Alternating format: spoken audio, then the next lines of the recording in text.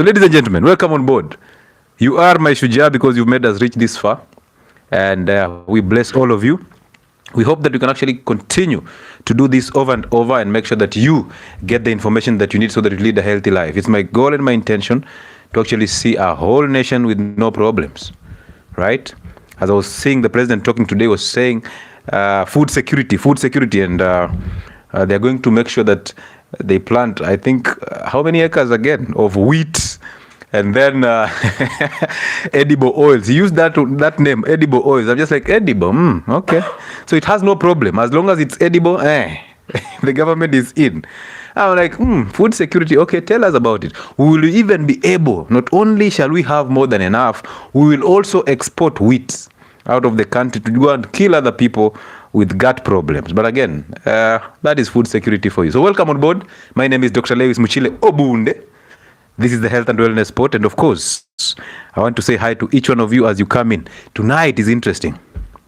Very interesting. I was actually wondering, why have I never, ever spoken about mental health issues? Mental health, what is that? What is mental illness? I've never talked about that.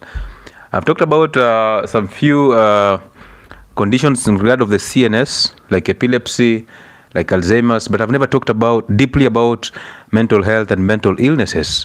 Even though we've talked about something to relate the gut with the stomach, with the brain, because there's that gut-brain axis, a very good relationship between the gut and the brain.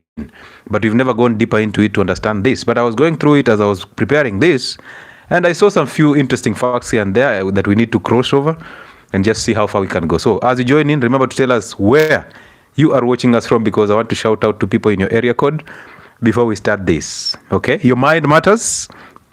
Therefore, this is a deep conversation about mental health. Welcome on board, all of you. All right, let me say hi to some individuals here. Let me start with YouTube's. All right, I see Safi's in the building. Safi has retained his #1 spot. Somebody from Mudete Vihiga. Rinel. Ay. Mudete. Bro, we need some is it black tea or something? Majani from Mudete. Mudete is amazing. Very, very, very nice place. Clinton from Mombasa is also in the building. Likoni kama kawaida. Ferry. There was a story about Likoni and the ferries where we are having these people who would masturbate with ladies who have worn mini dresses on the ferry. That guy is standing behind ladies and just masturbating to and fro. Did you see that story, guys? And then ladies crossing over to that side, they realize, I have some kamuka somewhere. Where from? The ferry. Kumbe. Hey, watu wa Mombasa. I'm seeing somebody from Chavakali. It's very rare to see people from your home county or your home actually supporting your story. Luyas have problems. Luyas to support another lawyer. My friend, is just possibly, I don't know. Labda niko na kaupako fulani. Hey, I'm so glad that you're here, people from my home county. Somebody from Chavakali, Lois Makomele. Lois, that name sounds familiar, Makomele. Amazing to have you on board. I see Celestine from Kericho. I see Royal Prime from Choka. Kata is tuned in through Renje. Masi Cheupe Waidera from Kitale. Ndani ya Kitale. I see Stanley Kipngetich, Stano from Utawala. Atwe acha from Vihiga, but T is from Vihiga. Bro, Vihiga is a good county, bro. Very, very nice. Very nice. I can't be more proud of just coming out from Vihiga, man. I feel so good coming from Kima. Ndani ya Kima, we. Biggie from Ukambani Kilome. Texas is in the building. Blessings. I welcome you on board. Ramadan Nganga is in the building. I see Nyaks. Good evening, Dr. Lewis and classmates. Kenyatta Road is in the building. I see Brian Geke. Amazing. Happy Mashujaa Day. You're a shujaa for just being here. Dr. Ulisema tusikunywe kachai bwana. Omwami, unatutesa? No. I said do not drink milk tea. You can take sugarless black tea, but not milk tea. Milk tea is the crime. The criminal here. Because milk is for babies and calves. But you can take fermented milk without boiling it. But the moment you make tea, umepotea. Muraya from Naivasha, welcome on board, brother. I see Angie Karuna. Anji Karuna, karibu. Daniel Njeru, I see you from 𝗬𝗘𝗚𝗥237 is in the building. J upande. Sylvia Masoni. Toto. Karibu sana Sylvia. Sibulia. Where I come from, we call you Sibulia. Rosehilda Nasuna is in the building. Piruchi Wamboi, thank you so much, Doc. Jen Mwendo, karibu. Kariuki Nagi, I see you, Kariuki. I see Waidira from Juja. Clinton also from Mombasa. Memory, I said I will never pronounce your second name. Hiyo tawe. Jen Ogendo, I see you, Sarah Kiama. Hosea Kimamo. Edwin Cheplel. Precious Jewel, Sarah Kiama, Ann Karaya, Ndaba, Janine, Nyambura Rose, Precious Jewel, Zelia is in the building. I see Mukire, Jane Ogendo. Who else is here? Jim from Ethiopia. Tuko ndani ya Last time we were in Jamaica. Now we are in Ethiopia. Amazing. Kate Nduta is in the building. Mutai Kenneth, I see you, brother. I see Joshua Ward Abeno. Hey. Hussein Sheikh, Clinton Makori, James Mundia, Irene Paul, karibu sana, Mohesh. Rachel Lavenda, I see you. I see Esther Shege, Carol Kibi, San Peter, Chito Sakala. Where is Kevin? Kevin Halimwa from Utawala. Esther Ayuku, Grace Bernard. Leo mna mamua muni surprise. What happened? Kwani mental health iko na shida gani mental? Ambrose Koloba, Jonas Bet, Koisgay Abraham, Nyabera Jovat. Is it Jovat or Hovat? We are told to say Hovat. Hey, but J is J. Jonas Bet, welcome on board. All of you, thank you. I see Quim, I see Gabu, I see Juma Patrick. I see Cheru. Karibuni sana. On Facebook again, where we have people here. I see Michael Menezes. Esther Anindo is in the building. I see Collins. I see Pilot Ntekola. Hey! You guys. Thank you so much, all of you, for joining in. Omkoko. Habiria. Hey! I appreciate all your support. Thank you for what you're doing on our platforms. Just making sure that even if they try to block it, you're still sharing it in those WhatsApp group. You're doing all these things. Mr. Tinka Karibu. So your only role here is to like. All right? Like the live, share the live if you can, so that it gets to reach more people. Remember, the algorithms of these platforms are actually misbehaving. So the only thing we have to do is to make sure all of us are doing something when I'm doing something. So if you're liking, well done. If you're sending a gift, no problem. But the most important part is like and share, and also subscribe to our channel to make it big and better, because this is the home of healthcare. My role is to ease pain and suffering from your life. And my other role is to actually bridge the gap between you, the general public, and healthcare, so that if you go to have service in a hospital setup, you can ask the best and the well required and deserved questions so that you get answers. I welcome you on board, Derek Karimi and S. Now listen.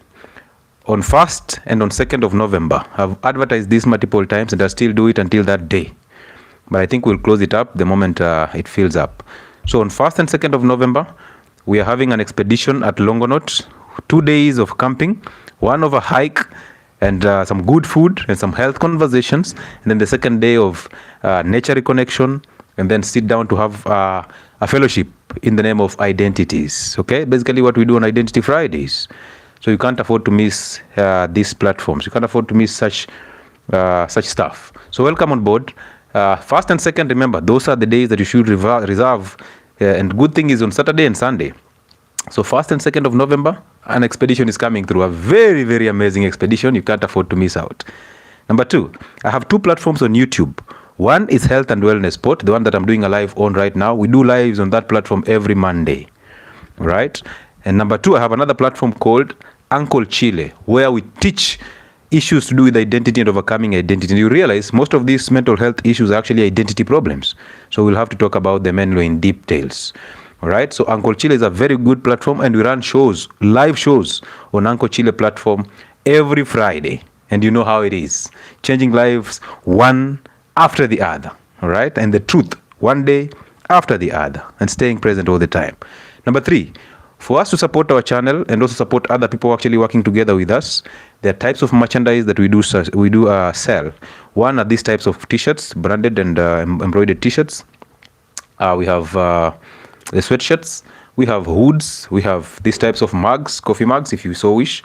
We have water bottles, we have t-shirts, notebooks, we have fermented cabbages, we have coffee that is roasted and grounded, very, very natural coffee straight from Ethiopia. So you can actually enjoy that as you support our channel. So that's the only way you can support us. If at all you have subscribed to our channel or you have liked and shared, you can also support us through buying those merchandise. All our merchandise are actually stationed at Imenti House. Some of them are in Lavington at our offices, but most of them are at Imenti House. So you can get there to the gentleman called Brian, and you can purchase and rock one of our merchandise. Again, every evening we run online consultations. Every evening. All right. So if you wish to have a consultation with us on online platforms, simply book an appointment through the office contacts. The same office contact shall be used for the bookings of physical consultations that are going to happen in Nairobi. So of course, we are starting our physical consultations in Nairobi on, I think it's the 28th. Let me just confirm that. Yes, on Tuesday, the 28th. I think that will be next week on Tuesday, yes. All the way to the 7th of November.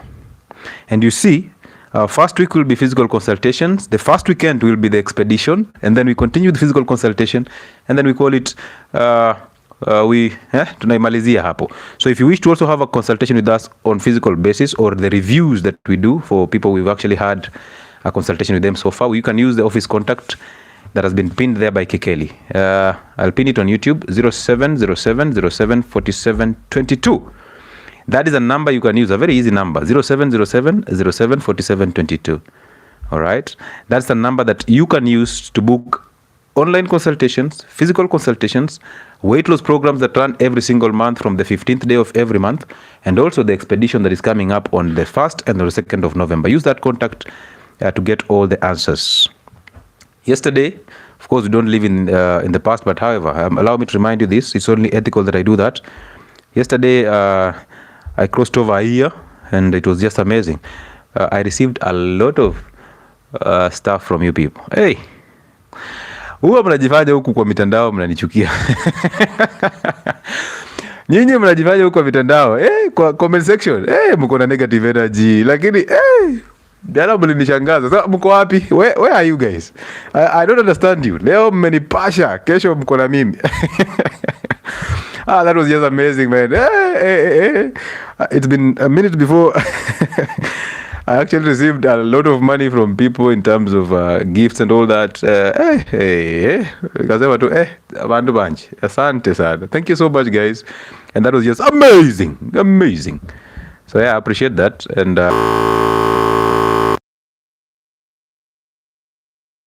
word from me to you people. So thank you so much. Doc nimefika. Esther, karibu sana. Karibu sana. So, mental health issues. We are talking mental health. So let me just take you through this, okay? Now that we are done with the advertisements.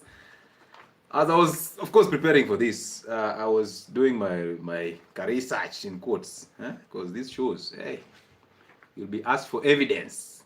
So I went deeper. I went and read the laws that govern mental health and all that, and then I went deeper into other stuff, and I realized that this is a topic that we give it too much attention for no good reason. Like literally, we have made all organizations to actually come in and fund programs that support mental health. We've seen online influencers saying they're mental health champions. We've seen walks and runs being made for mental health. And we've now painted mental health to be a very, very bad issue and picture. We've seen people going to the rehabs and coming out obese and more problematic. And this can actually be a conversation to actually help you understand some of the reasons why people go through this. May his soul rest in peace, Mr. Kimani, who went into all the issues in terms of depression and substance abuse, went into in and out of rehabs, and then at the end of the day, he took his life. That's what I saw his father saying. I don't know if it's the truth, but again, that's what I saw on the internet. If you can confirm that story, you can for us. But that's what I saw, and I can't talk much about it. However, that also begs for a reason for us to talk about this. Now, I saw this, so let me take you through how 𝗬𝗘𝗘𝗣 nasema, because my role is to make sure I break it down. So they first of all defined mental health. And as we define these things in the syllabus way or in the systemic way, let's call it systemic way, I want you to always pick up the gaps, okay? Because as I'll be discussing it, the way we know it here on this platform, you'll get to see where the gaps are and you can easily feel it. Now, listen to this. That mental health is a state of your mind that helps you lead a balanced and a meaningful life. Amazing, right? Amazing. It is that state of your mind that actually helps you to lead a balanced and a meaningful life. The statement that I picked in deeply was the meaningful life. What is that? And I realized so many people, once you read that and you see meaningful life, you start actually making a judgment and passing a judgment over yourself. Start thinking, maybe I'm not leading a meaningful life because I'm not doing what Dr. Lewis is doing.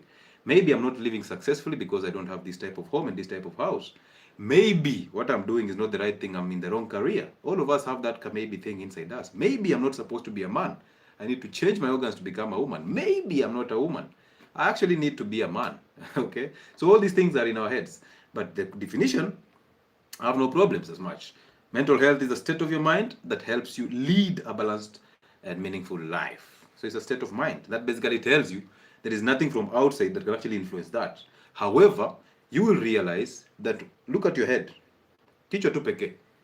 You realize the head has the most openings to the external world.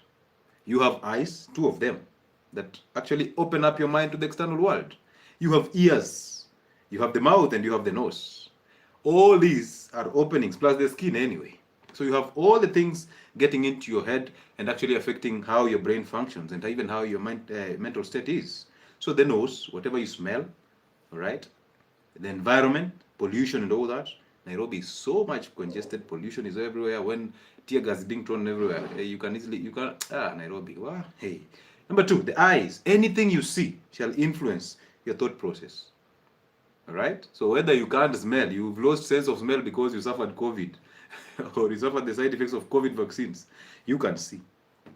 So assuming you have diabetes and your eyes have been peeled off, now you cannot see, you can hear. Yeah? You're not deaf, you can hear.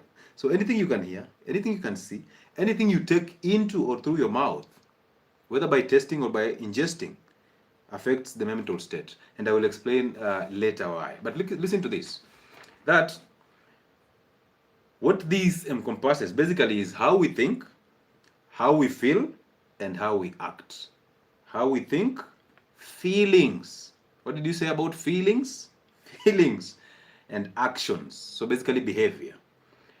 How we handle stress, how we relate to others, how we make decisions, how we see ourselves, and how the world sees us. Now, the most annoying part of this conversation is that nobody has actually paid so much attention on how we view ourselves. And if you look at all these things that I'm talking about here, how we handle stress, how we relate to others, how we make decisions, how we see ourselves, and how the world sees us, it's all external. Most of these things are actually external. You realize you're not paying attention to yourself as much. And I will expose that again as we move forward. All right? And then they divided mental health into 3 things. Number 1, they said there's the emotional part of it, the emotional well-being. So realize, as I talk about this, I wanted to pick in that mental health and mental illness are not the same. Okay? Mental health and mental illness, 2 different worlds. So there is a way that you can actually have poor mental health and have no mental illness, which most of you are actually suffering from. You have poor mental health, but you have no mental illness. Look at yourself getting angry. Look at yourself being you think you actually have control over anger, but the next episode, the next person, the next thing gets you upset, and again you exercise the anger, and then you tell yourself, oh, you know what, I got control. Just because I went silent, I have control over this. But you are just waiting for the next episode to actually get upset and angry again. So you're basically a ticking bomb just waiting to burst. Look at how you handle sadness and emotions. You saw the other day when we lost the former Prime Minister, may his soul rest in peace. You saw the emotional outbursts on the streets. You can easily now understand what is actually going on. So look at how we actually handle fear.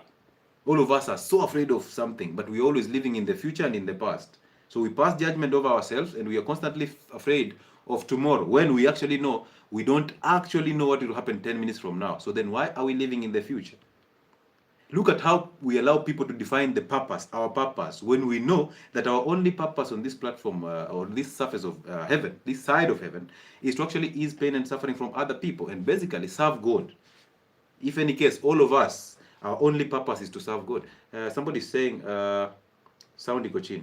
Is it true? People on YouTube, is my sound low? Let me just confirm. No, my sound is okay on YouTube.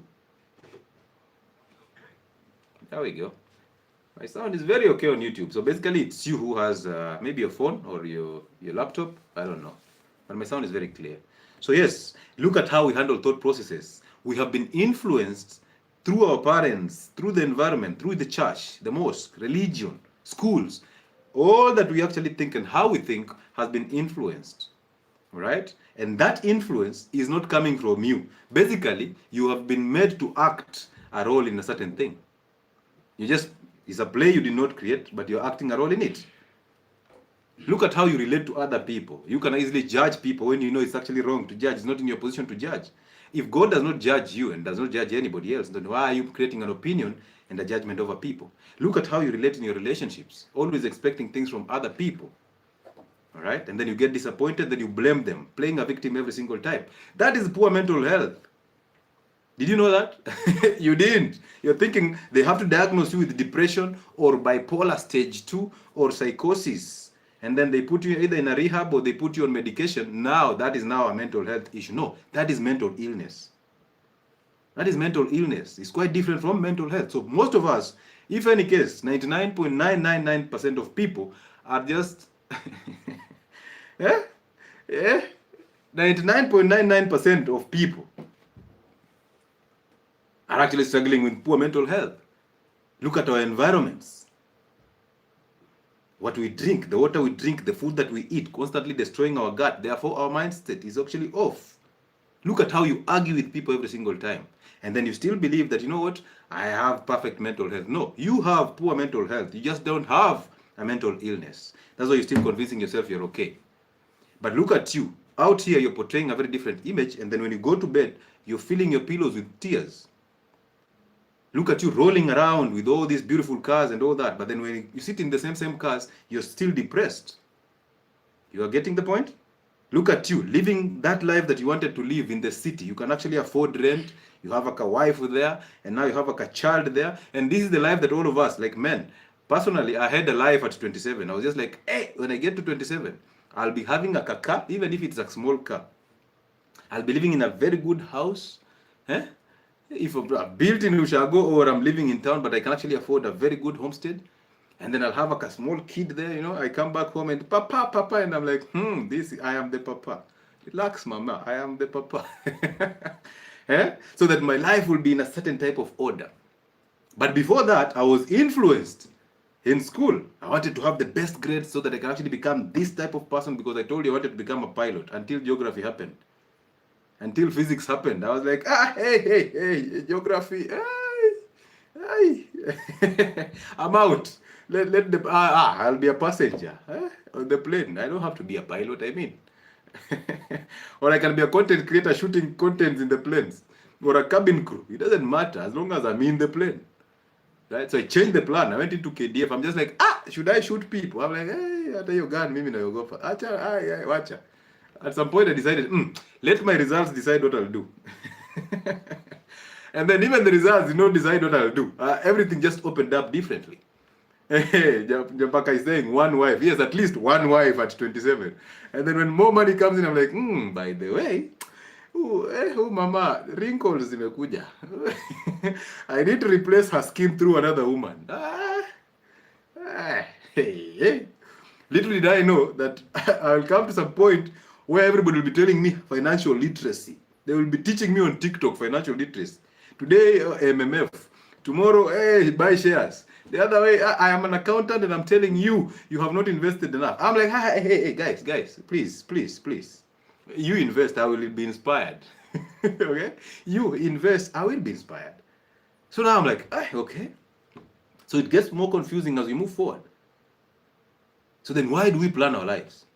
Why do you plan for tomorrow when you know very well that everything will be different? So are you not just bringing in so much pressure? So now most of you are living beyond your means. You're living in a rent, you're paying 30,000 as rent with your 70 Gs. Huh? And because you don't want to move out of that neighborhood, you just want to show people that, you know what, I'm doing well. So you're actually acting a script of I am doing well. But you're not. You're struggling. That's why you're always in debt. You're always calling, hey, Lewi, ni aje? Bana, hey, ukwaje mwezi? And when somebody tells you, please, you're actually living beyond your means. You're like, no. You know, this is Nairobi, bana. Hey, tunajua kuishi jiji. I'm like, tunajua kuishi jiji. So that is living in jiji for you. You're struggling basically, but you have to fit in what you've been told. You have to fit in. You have to show people from Ushago that, you know what, I'm doing well. Huh? Wait until now somebody asks you for some coins. Hey, you are wrapped like a bomb. Like you're waiting for this person to just tell you, hey, wataka kuwa chokora huko town. You amekwambia auntie nisaidie 20. You know, if you give out 20 shillings, hey, you've removed sukuma from your diet. Now it's just or the eggs. Now you're going to be just a sukuma. Now umekuwa sungura. Ya tukunywe maji. Self-inflicted things. So you can actually have poor mental health with no mental illness. That's one thing you should understand. Okay? Yeah, you can understand that. Once you know the difference, now you simply know that I'm actually having poor mental health, but I don't have a mental illness. So you don't wait to be confirmed that you're depressed because you're actually depressed. It's just that your state has not blown out. Because how then are you crying in that pillow thinking, you know, I'm now 30 and I've not been married? But that is not your idea. Your idea, you didn't even care about it until your mother told you, you know what, after school you've achieved all these things, why don't you get married? Now you want to leave a script of your mother. I want to get married before 30, I have to get children before 35. Now pressure is killing you. Men on the other side, you just met a girl here in Nairobi or somewhere in a city and she's telling you, oh, you know, I don't date men who don't have khakis. Now you have to actually make sure every photo you take, you're hanging khakis. So that you're always trying to convince the girl in your head that you're doing well. She's in your head. She's not a reality. She's just in your head. Her life just went on. And now you're always trying to convince. There's always a girl in a man's head. You're trying to prove a point to her. Alinikataa juu sina khakis. Wacha ninunua kakapujo. Watajua. You'd rather go to Mombasa and take a third-hand car just to come and say, you know, khakis, finally. And then validation. Who told you validation is value? Who told you because we are validating you by liking your content, by actually doing all these things for you, liking your videos, who told you that you're actually offering us value? Some of us liked your content by mistake. So now you're thinking because you've been validated by the society, you've actually introduced value. No. Today, if I decide to post myself naked, I'm telling you, this channel will blow out. If I decide today and they tell you, hey guys, you know, I've been meaning to tell you guys that I'm from the umbrella. Oh, I will receive all the interviews and people will be everywhere discussing, hey, Dr. Lewis. And the way he has some two muscles, bending men nowadays. I will be all over and I will achieve all that I need. But does that mean I've added value? You decide to just post a naked photo of yourself. See how many men who are there weak trying to actually like that photo and then sliding into your DM. The only value you're adding is people are using you for masturbation. So is that even value? So just because you've been validated does not mean you're adding value to life. You're actually suffering from mental health, poor mental health. Because by the time you're thinking your face cannot sell you, that dressing decently cannot sell you, now you have to actually show us your private organs. Now, you know, before, these biker shorts were nguo za ndani. Nowadays, you can simply see ladies with like a biker short and like a t-shirt or like a vest top. Hey, madam, unatoanga wapi confidence? Confidence unatoanga wapi? And now you're being held like a hand by like a weak male there that you've dominated all through. This guy is like, hey, this is mama. You don't touch mama. Then there's this evil guy who just comes and spanks your mama because your mama has decided to walk naked. Vita imeanza. You guys should just go in clubs one day, just see what happens in those clubs.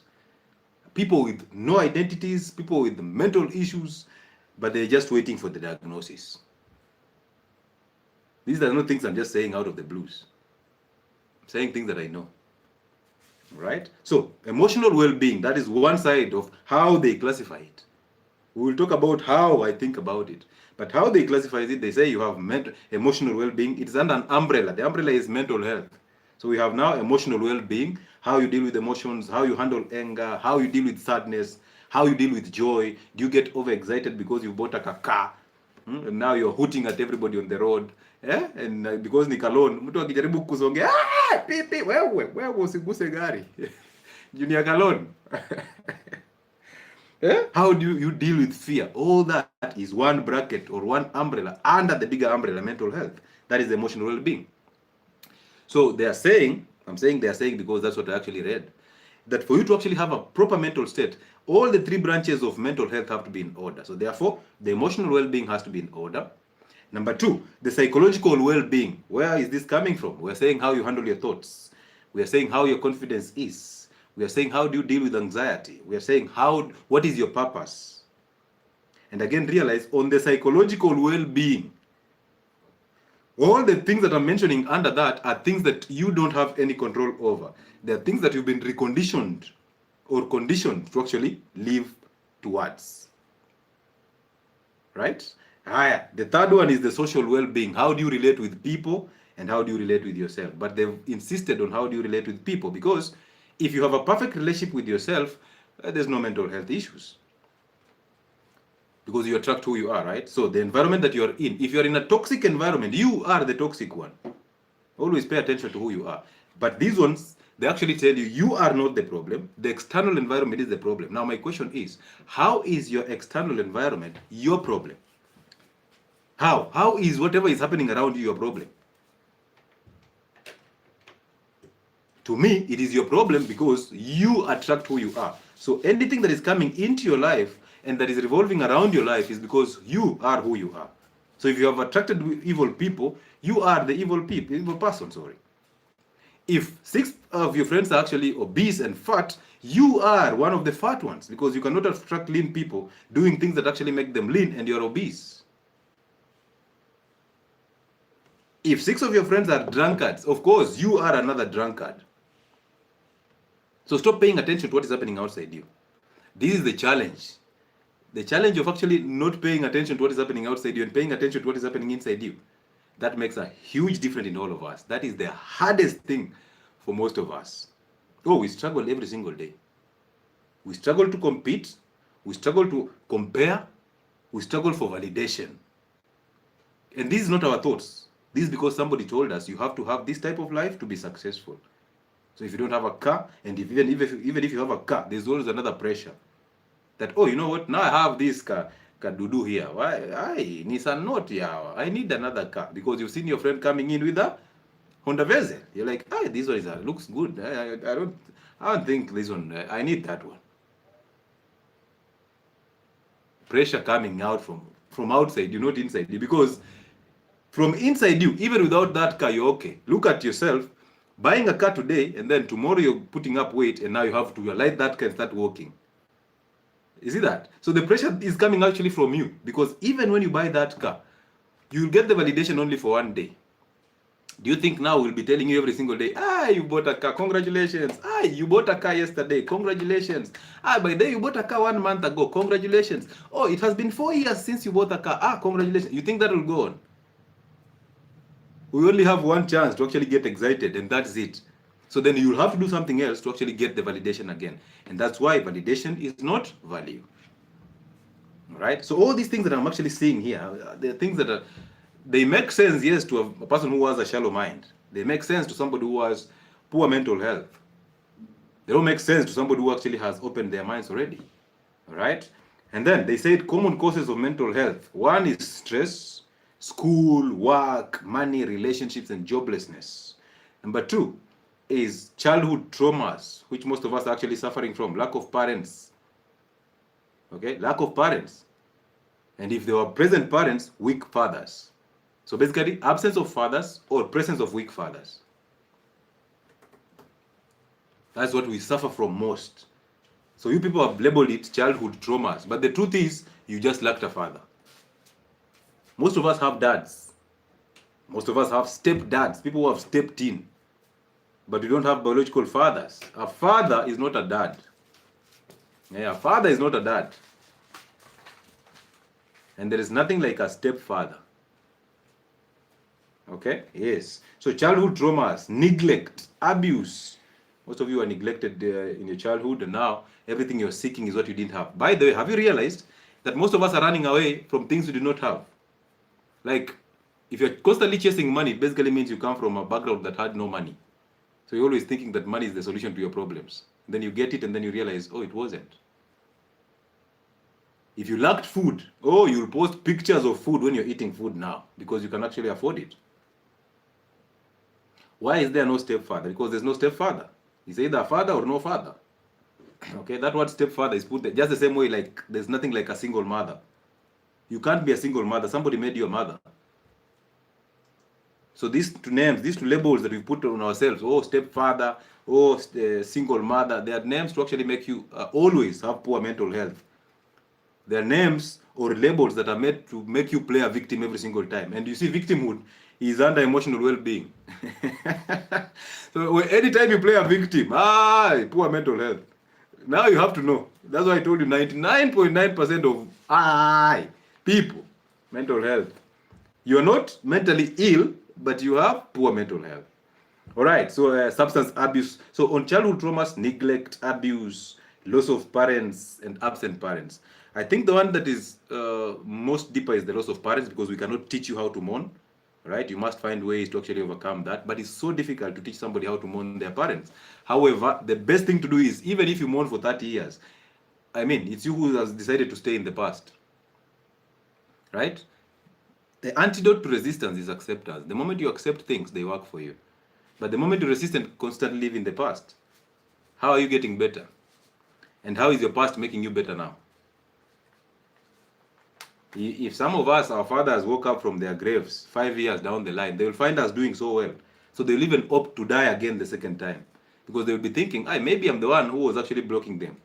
Because when I died, they actually opened up their heads. All right?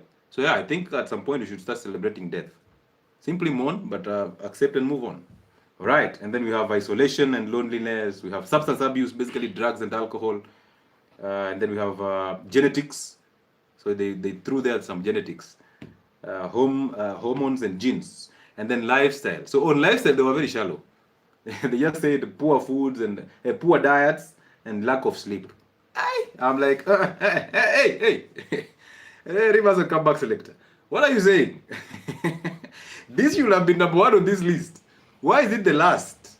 And why is it so shallow? So I realized, now this one, we are going into the wrong direction. I have to handle it differently. Now, then they say signs of poor mental health. So listen to the signs. If you're experiencing any signs of this, of course, no, you are, you are there. The first one is victimhood. When you play victimhood, a victim at every situation, mental health is very poor. Number two, insomnia, lack of sleep. How many women are lacking sleep because of estrogen levels? How many? So then shall we just put it on poor mental health? Possibly, because estrogen also affects mental health. Estrogen gives you anxiety and depression. If estrogen gives you insomnia.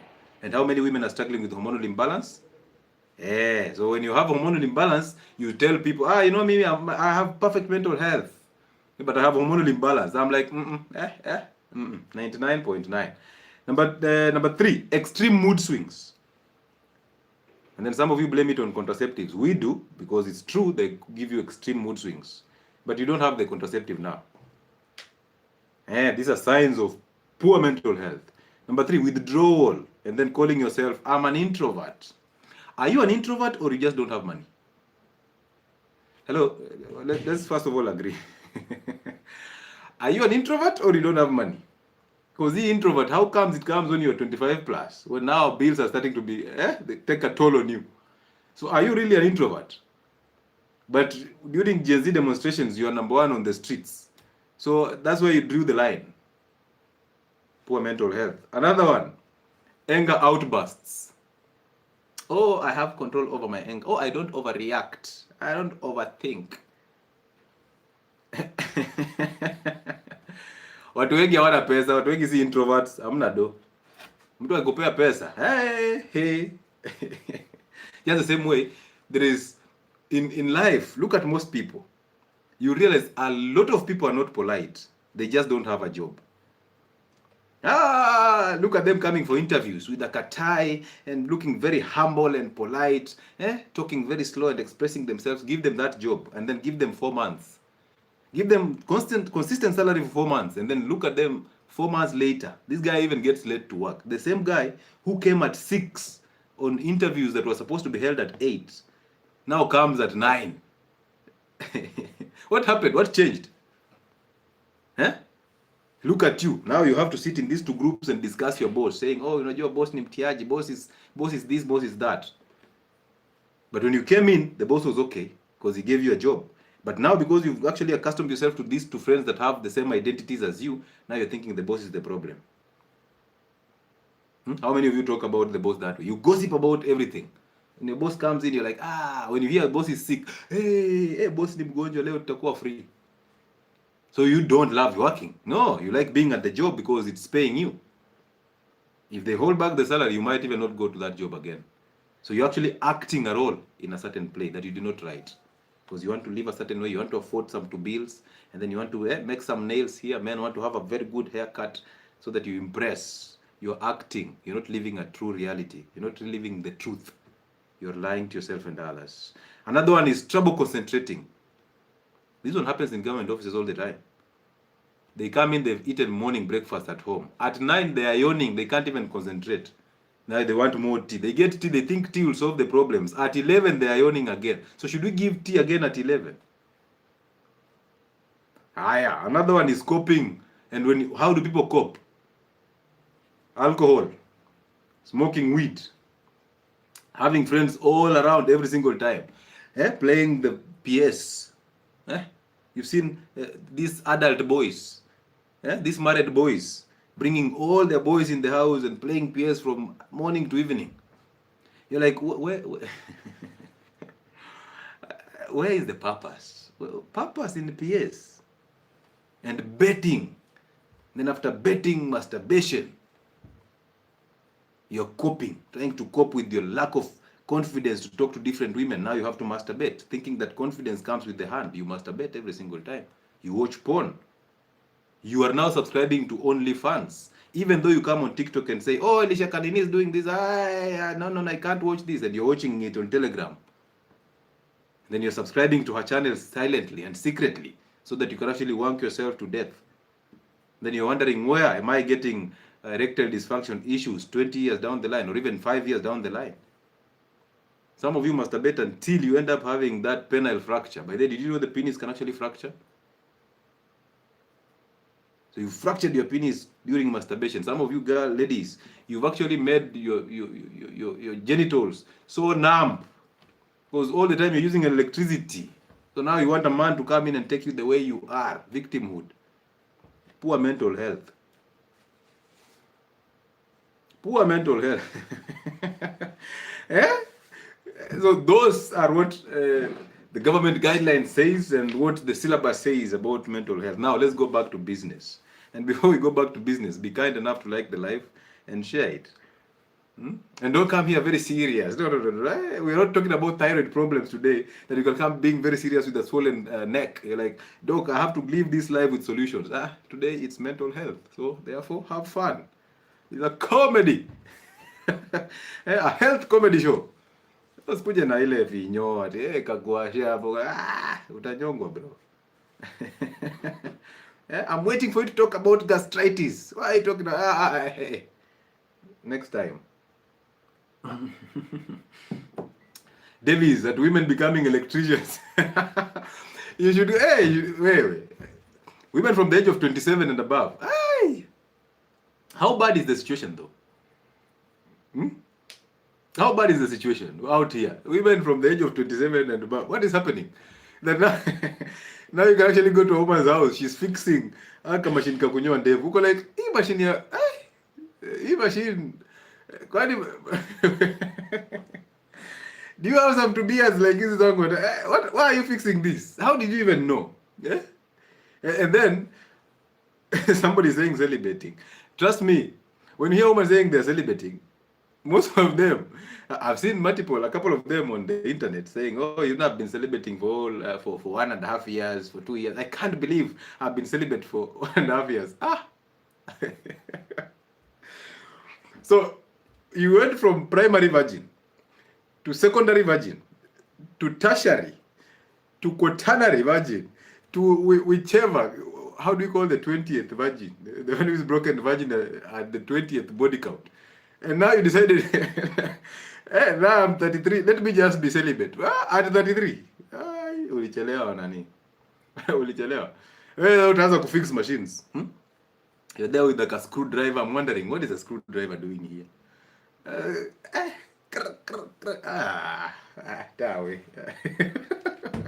How bad is the situation? Or men, what is wrong? What is happening?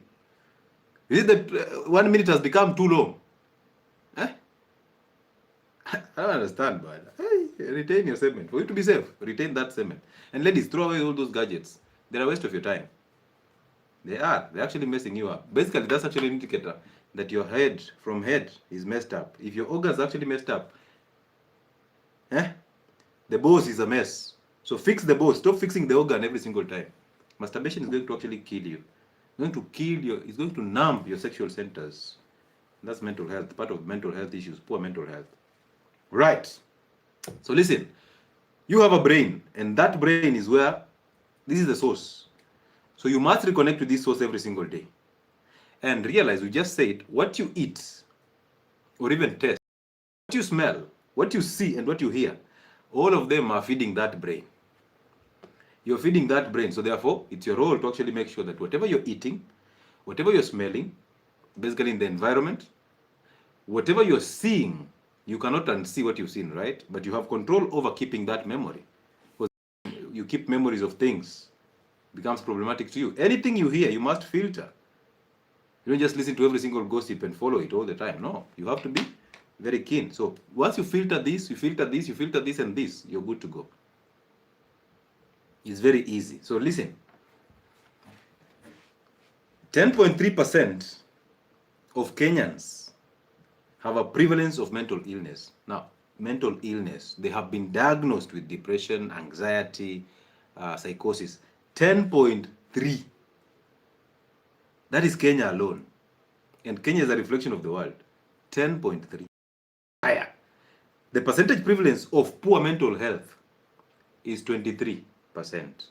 So in Kenya, half of the people who have poor mental health end up with a mental illness. Half. Sit down and reflect that. That if you have 20%, 23% having a higher percentage of mental illness, higher prevalence, and then out of those 23, we have 10.3% head illness. So by the time you're being diagnosed of depression, it's just an outburst. You've had it all along anyway. Now, the health system, the same health system that actually designs the medication is the same one that gives you the DSM-5 to approve that you actually have mental health illness. And now when you are approved by a clinician or a doctor, aka psychiatrist or psychologist, once you've been approved, you now become, because they work with your mind, they make you believe, realize we said what you hear. So they make you believe that according to these guidelines here, the DSM-5, you are actually psychotic, you're actually depressed. And now the guideline says if they are depressed, give them what? Amitriptyline. Give them what? Medication for depression.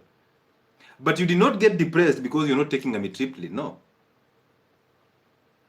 So then why do we give medication to fix things that were not caused by lack of those medications? And then now amitriptyline gives you all these crazy dreams. So you lacked sleep because you had mental health issues.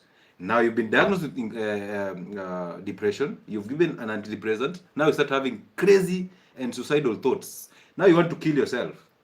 Now I'm not saying that Kimani Mbugua, may his soul rest in peace. I'm not saying that he actually went through this cycle. But again, question the medications. Simply question the medications. How many rehabs teach people how to actually reconnect with their fathers? I realized that the relationship between that gentleman and the father was a mess. When they came to Ugaobina's show. The first time we were hearing this, before he actually got a relapse. I just saw a lot of gaps between him and the father. There was so much pressure. And because of the camera, some of us tend to pretend before the cameras because we want to paint an image that is actually a good image out there. So imagine percentage prevalence of mental illnesses, the diagnosis, 10.3%, and percentage prevalence of poor mental health is 23.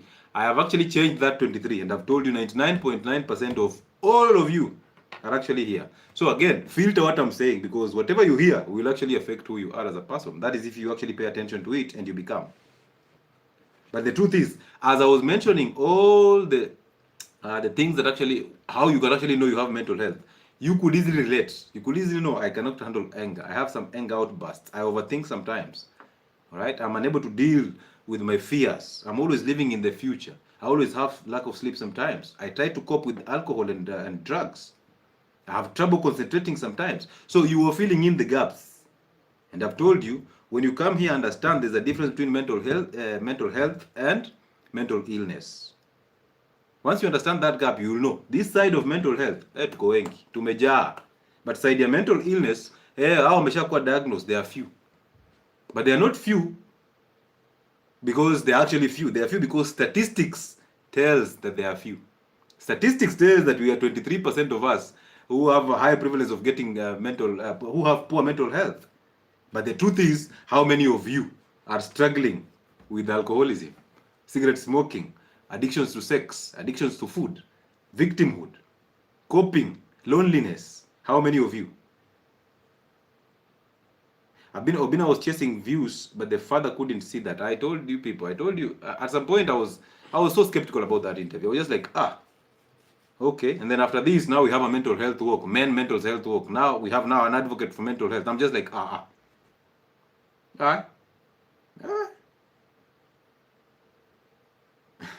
Anyway, story for another day. Not to demean him, he's doing a good job.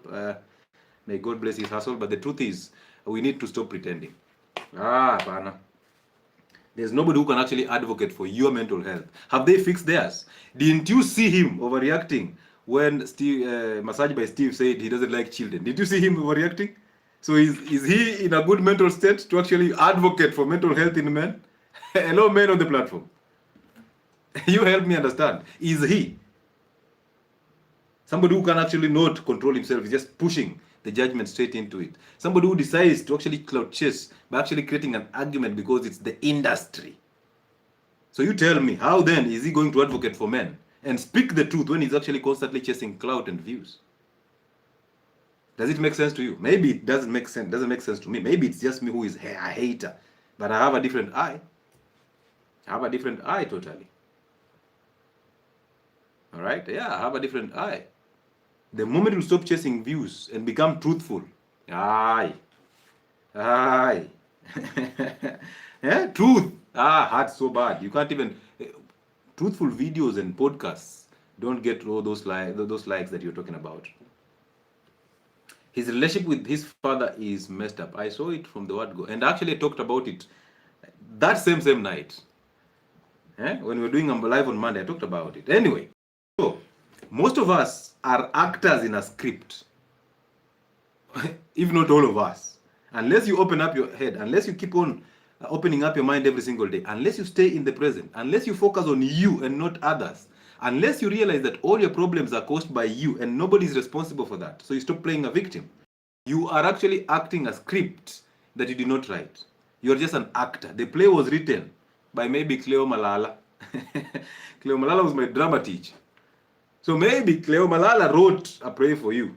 And now you're acting in that play. Now you've become that play. Is that you? Is that you? No. You have to detach yourself from being in that script. This script was written from the time you were born. You're introduced to this world by your parents. They gave you how to behave. If you're a girl, this is how you should behave as a girl. This is how you should go to school and behave. This is what you should get. This is how you should behave. This is how you should get a man. And this man should be this type of man. And now you just played that script. So are you wondering how your marriage how you divorced? Most people are actors in a script they did not write. They live under something called social assimilation. Social assimilation. What is that? Trying to fit into a system and expectations rather than living authentically. So you're living in a script. Conditioning. You think Rockefeller, when he was designing the health systems, you think he had patients in his mind? He was looking at patients and seeing, he didn't look at patients and see them as actually, oh, these are people who actually need to be well. No. He was looking at them and thinking, there's an opportunity here, and I have to reap big from this opportunity. Just the same way we do the same things now. We run a podcast, and then we pretend we actually advocates of mental health, but in truth, we also actually have our own problems. We need to solve them. I have 5 baby mamas. It comes out, and I'm like, okay, you know what, we accept and we move. I mean, I've always been open with you guys. But, I am a mental health advocate for men. And, out of 10 men, 6 are struggling with mental health. I'm like, all of them are, plus you. Yeah, plus you. So look at it this way. If you're an actor, if you lie, you're afraid of telling the truth because you think if you tell the truth, you're going to upset people. So you'd rather hide the truth from them. Mental health. Poor mental health. Poor mental health. If you exploit people because you lack an poor mental health. If you have a struggling relationship between you and your father, poor mental health. I said a father, biological fathers. Poor mental health. If you overreact to anger, you're poor mental health. If you overthink, poor mental health. If you lack sleep, if you cannot concentrate, poor mental health. So, when I'm mentioning these things, are you seeing how Identity Friday is? So imagine most of us are suffering from one major condition, lack of an identity. We just give it different labels. Just the same way people who are suffering from diabetes, hypertension, cancers, arthritis, fatty liver disease, kidney failure, heart problems, and strokes. All of them are suffering from one condition. It is just one big house, and it comes out. There are children who come from this house. So we have one house of evil, and then we have different demons coming from the same house. So if you are wise, do you destroy the house of evil, or do you target individual demons? If you are wise, do you destroy the house of evil so that the demons disappear, or do you maintain the house of evil and now start treating different demons differently? Oh, hypertension, let's give him antihypertensives. How many are there? His pressure is not going down. Let's give him 4 antihypertensives. Oh, there was also diabetes. Oh, we had not found out that. Run different tests. HbA1c, 12%. Give him insulin plus metformin, or insulin and Triviamet. You can also add another drug. Oh, he also has arthritis. Please give him something else for that. His uric acids are going up. Add him some medication. Oh, now he has cancer. Let's give him chemo. Cancer will one day die. I mean, cancer is bad, guys. Let's now start screening girls of HPV, because cancer is coming from HPV.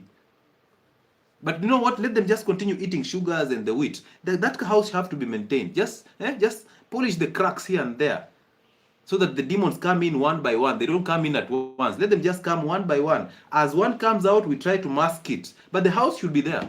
Don't destroy the house. No. It is not the problem. The mother of evil is not the problem. These 2 demons, don't kill the mother. Oh, it's so bad to kill the mother. Kill these small demons. So you're there trying to kill diabetes. Kidogo kidney failure is coming in. You're like, now we don't have to treat diabetes that much. We have to just give you insulin, and then now we handle kidney failure. Oh, you've lost your eye. Don't worry. We can take you to Lion's Hospital. They are so good at with the eyes. Oh, you're there at Lion Hospital. Hey, they peel up your eyes and all that. Very good, very nice. Now your eye can actually see. Oh, I'm not seeing very well, but I mean, okay. Oh, you're obese. Let's do this. Oh, your child is not turning into your womb. Let's give you a CS. Let's chop your stomach, kidogo. Okay. The child has come out. Well done. Don't stop eating. Just eat 3 meals a day plus some snacks there. So you are diabetic. If you're diabetic, you can't afford to miss a meal. Eat small meals every after 1 hour. Just take your drugs, okay? Hey, let's maintain the house is not a problem, but the demons. So how many of you are treating hypertension different from treating diabetes, different from treating the arthritis, different from treating obesity? How many of you, when all these things are coming from the same house, the house of sugars, the carbohydrates? But you talk about carbohydrates and see how they'll come after you. Hey, because they are into the syllabus. It is so deep into their rectum. They are even afraid of actually handling it. They have poor mental health and they want to actually come and help you. So here we destroy the house of evil. We don't focus on individual demons. That's why it's a holistic approach to healthcare. And it's not a quick fix of symptoms. You see that? Hey, wacha kungangana ati wewe una fix to symptoms. Una fix aje to symptoms when you know that this wheat is a carbohydrate is the problem. That this is fruits which are sugars. There are modern fruits. That this is actually table sugar is a problem. This is honey is a problem. So why don't you just destroy the sugars and now see how your body just turns around? But you don't want the longer route, right? Because you want to mask symptoms. You are in a hurry to mask symptoms. Poor mental health. So you can be manipulated anyhow. You can be manipulated anyhow because you don't have information and you don't want the information. You want us to hold your information and then dictate to you what you should actually do. No, you can actually have this information. Just take a medical book, sit down for 2 months and see who you become. Ladies, take an obstetrics and gynecology textbook and sit down for 2 months and become that guy now. Look at yourself becoming. You can't practice because you don't have a license. That's how 𝗬𝗢𝗨𝗥 did it. He made sure that there must be a license, there must be regulation and all that, so that people become answerable. And when you see those people, they become a god. And whatever a god says on the mountains, oh, thou shalln't, forsaketh the 𝗑𝗏. Aye. Thou shalln't forsake the 𝗑𝗏 on the mountain. Now you're so afraid of asking a doctor a question because when doctor says left, you go left. When your politician says right, you go right. You don't have a stand because you don't know who you are. So the struggle in mental health issues is just one, a struggle between who you are and what the society or the world expects you to be. That is mental health issues. Have I defined it perfectly? Instead of telling me, oh, it is a perfect mental state to live meaningful life. What is meaningful life? When every single day we are changing our lives. Today you decide to go this route, it's closed, you change. 20 side ingine. So what is meaningful? Changing all these paths. It is so easy that any mental health issue, whether an illness or poor mental health in general, all of them are hailing from a struggle in your own head. And it's a struggle between who you are, a question that most of you cannot answer. Who am I? If I ask you, who are you? You will tell me your name. That is not who you are. That is what you've been conditioned to think you are. That's your name, not you. Oh, I am a born-again Christian. You're not. That is not you. That is what you've been taught to become. Oh, I am a doctor. Doctor who? You're not. That's your profession. That is not who you are. So the main question is who you are. Who are you? Tell me, who are you?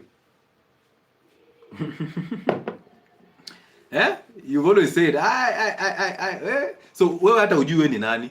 Because you know your name, you know your profession, you know everything else that has been taught to you, but you don't know who you are. You are that person without the thoughts. That is who you are. So therefore, separate yourself from your thoughts. The moment you separate yourself from those thoughts, where is the mental health issues? Oh, I'm a child of God. And who is God? Child of God. No, you're a child of your father and your mother. You came from them. There is a spirit of God inside you. All right? Yeah. I am a female. That is your gender. Who are you? Lucy, who are you? Tell me. And then you will see what I'm seeing. Because my role here is to open up your head. Let's see. Who are you? You always say, ask that command you're looking at right now, that aka husband, aka boyfriend. Who are you?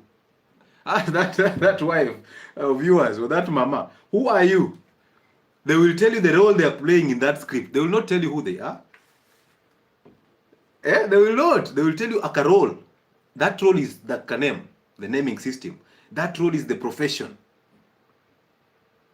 You see that? Who are you? That's a very simple question, but a very difficult one to answer. Because you're struggling between who you are as a person, basically the truth, all right, and who the world expects you to be, basically the lie. So look at it this way. It is basically a battle between what is good and what is evil, what is right and what is wrong, period. So therefore, if you're struggling with depression and mental health issues, you're on the evil side, you're in the fallen state. So do what? Come back. And how do you come back? Of course, find your own identity.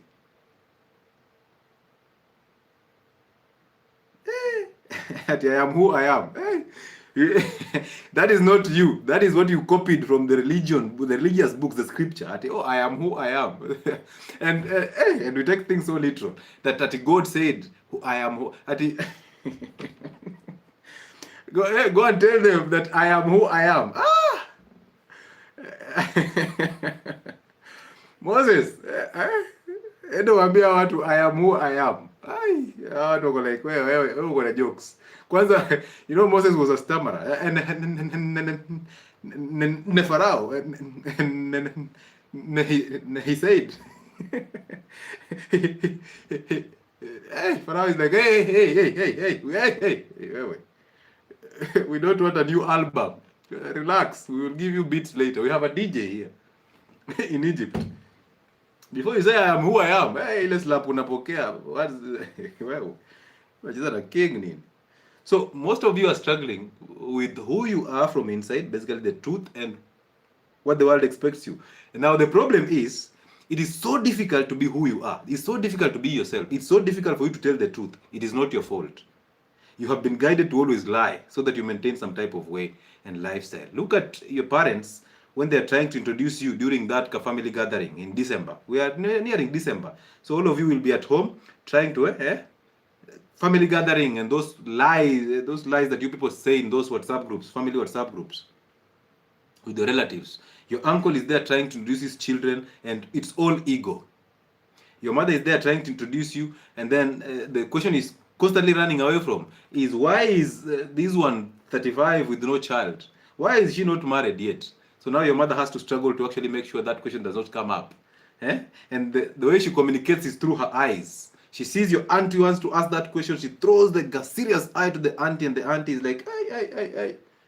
Juguna amekasirika. Juguna, your masho is dangerous. Don't ask. There's a question here. There's a question that was pinned. That's deep question. Do you mean who am I? As in your identity or personality, or are you, I don't understand that question, but yeah, I mean, who are you from inside? Like literally, what is your truth? You see those moments that you sit alone and you know, like literally, hey, Leo, I have faked successfully. Yeah? You see that? There are those moments that you sit in a corner in your house, in a small room there, and you're like, hey, today I have faked it successfully. Hey, if I manage to actually avoid that, if I manage to actually convince that girl that I'm this guy, I'm that guy, I'm dangerous. So you see that Kalai, when you sit down and you have conversation with yourself from within, you realize your truth is you're not that person. No, you're not. The silent observer. Thank you so much, Royal Prime. That's a good one. So that guy inside you who basically cares about nothing, does not want the world to view him in any type of way, does not care about caring for people, does not love anybody, is just there, just wants to exist every day at a time and move. Look at yourself when you were 5 years old. Did you even care about the next meal? Did you even care about relationships? So what happened to you that you became so inadequate that you have to seek relationships from outside? Of course, now we know that you lacked food. That's why you're constantly chasing food and food addictions. Of course, we know your father did not afford a car. So now you're chasing so much to actually undo things that your father did. You looked at your neighbors having a car and you wanted that car so badly, but your father could not afford. When every child believes that their father is the richest. But imagine your father was rich without the car. Now every single day you're busting your head, struggling with stress because you want to afford a car so that your children don't suffer the same fate that you suffered. Ego. Ego. You are who you are when no one is watching. Thank you so much, Winnie. Very, very perfect. So that person who stands in the shower, you're taking that cold shower or even that hot shower, and you're looking at your belly, you're like, hey, this belly lakini, hey. This arthritis, hey. Amani, wait. That guy who is having conversation with himself, that is who you are. But now that guy who comes out of the shower and now, pushes his stomach inside to talk to us, is struggling to breathe. That guy, that is not you. That guy who went to school to get an A because he was told if he gets an A, he'll go into a medical school, or he'll become a judge, or he'll become this type of person. And now you've become that type of person. That is not you. Because you're depressed. You're there passing judgments over people, and when you go back home, you're wondering, hey, you're afraid on the roads. Hey, ama risasi itatoka anywhere. Lawyers are being killed. You know, hey, you know, I held a case. I actually decided a case between the state and somebody, and I went against the state. Now you're living in fear. Risasi doesn't come from anywhere. Somebody saying that you will have filters. Yes, that person on the internet without having to edit your. If any case, when you have an identity, you'll not be on the internet unless you're actually doing something. You're either marketing something, or you're adding value to people. Because your role here is to add value to life. So you are that person when nobody is there, just you. No thoughts at all. Nothing. No paying attention to the future. No identifying with your father or anything else, just you. The truth comes in. So you are the truth. But how many of you lie to protect something? Some of you have children. You know very well this child is not for this man. But you will go to the grave with that lie. Some of you know you cannot provide for this woman. You know you've lied to her that job that you're doing. Oh, you're selling cars. But you know very well your role is just go there and just take photos near a car yard so that you look like somebody who actually works, sells cars. Aye. Yeah.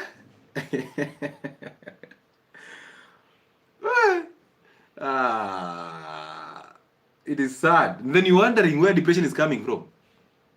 You're just playing a script every single day. You wake up in the morning, you are basically living that script. Your mother told you or your father told you, for you to be successful, you must work hard. Now you're working hard every day. But you're wondering, when are you working hard? When will I ever get where I need to get to? You wake up early every day to go and impress somebody else. You are afraid to be fired, so you have to impress that person. You know very well the only reason why you're going to that work is because this guy will pay you at the end of the month. So you like being at that job, but you don't like working. This happens to most women. They don't love working. They love being at places of jobs. They know deep within they want to be with somebody and just basically somebody provides for them. So they have to retain the order of life. They say fake it until you make it. So basically, you see, that fake it until you make it is a label that actually sends you into the world. So you're in the world. You're not yourself. You're playing a script into faking and until you make it. And you see, there are 3 personalities in everybody. And I hope you guys can actually attend Identity Fridays every Friday on Uncle Chile platform on YouTube. Listen, there is that person that we know, okay? There is that person that we know as the people out here, the external world, we know who you are. We know, this is Dr. Lewis, he does this and this and this. Oh, this is life, he has this family and all that and all this. So that is the person that we know. The person that you release to us so that we know, right? There's that one, that's the identity. The second identity is the identity that we don't know, the world does not know, but people who are close to you, your closer inner circle, I don't like calling them friends, but let's call them that. Your friends and your parents sometimes, basically deeper into it, the parents and your siblings know. All right, that person. And then there is that person that you will go to the grave without telling your parents that this is actually you. A good example is when women go ahead and abort. When you're doing the abortion, this is you.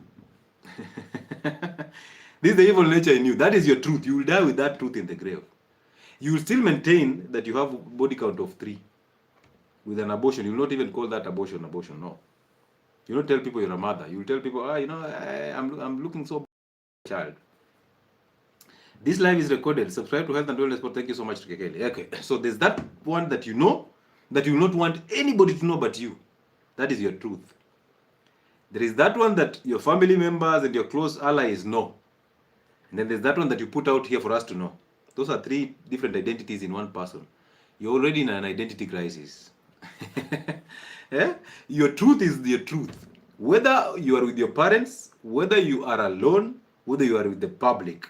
The moment you maintain that, there is no depression. Where will you get depression from?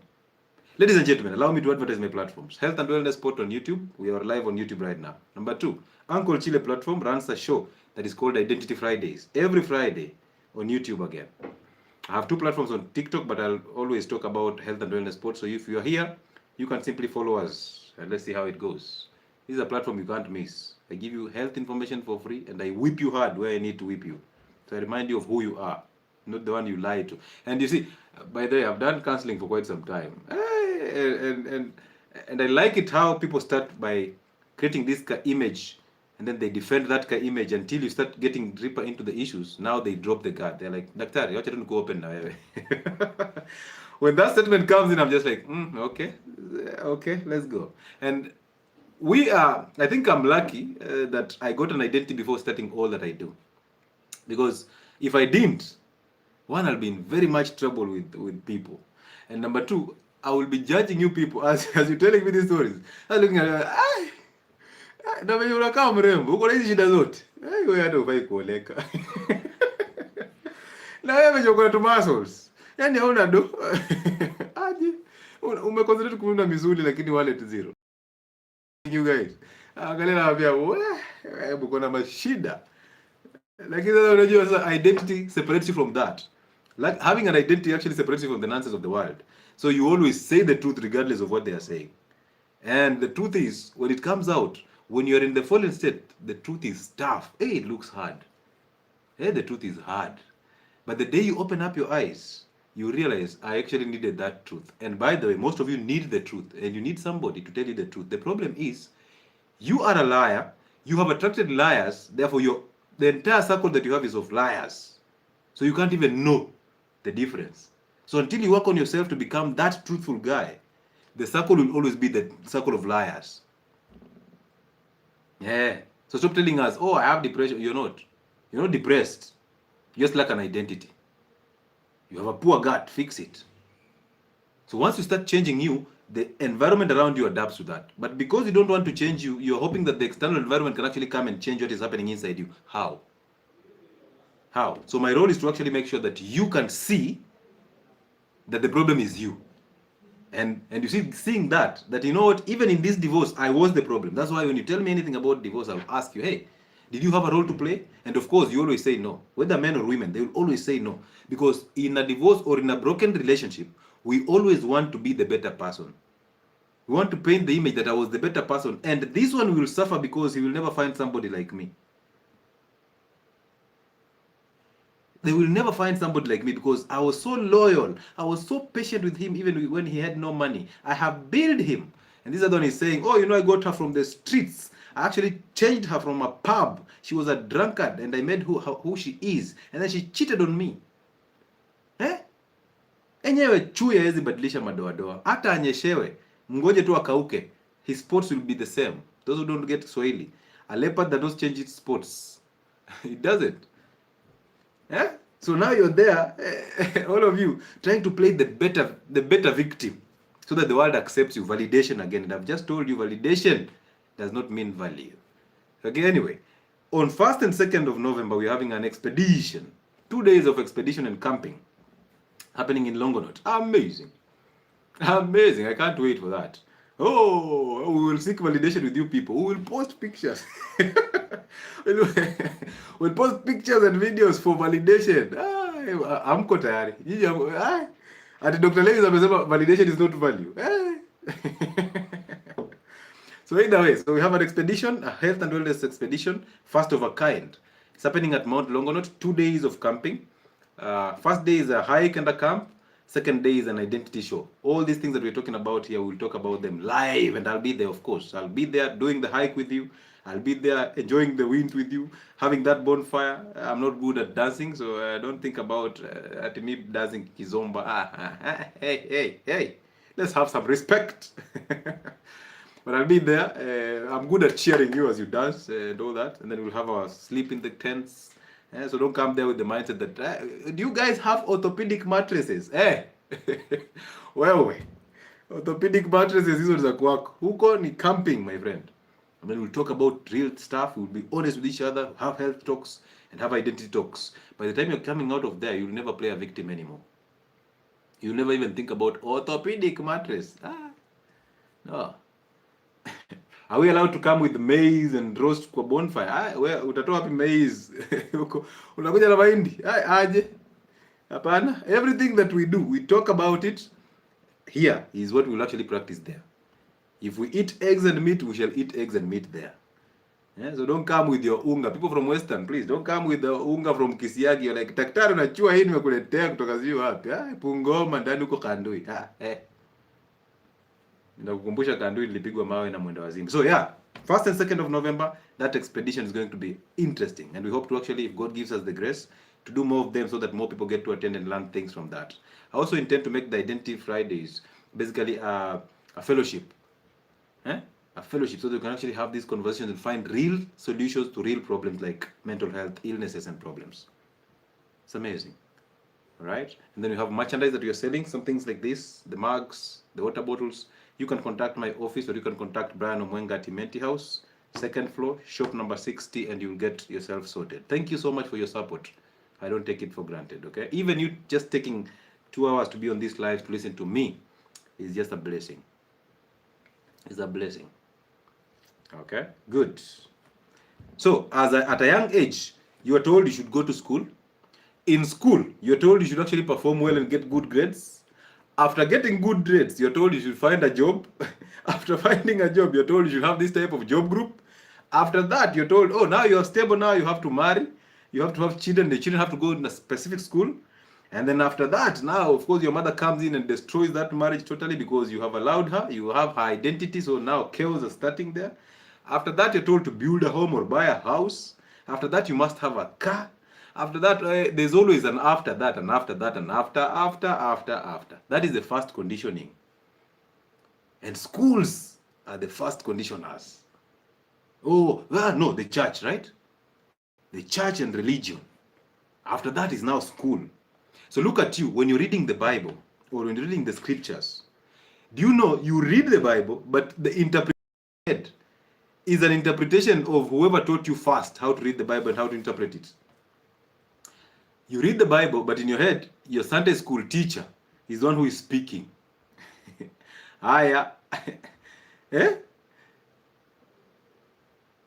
Am I right?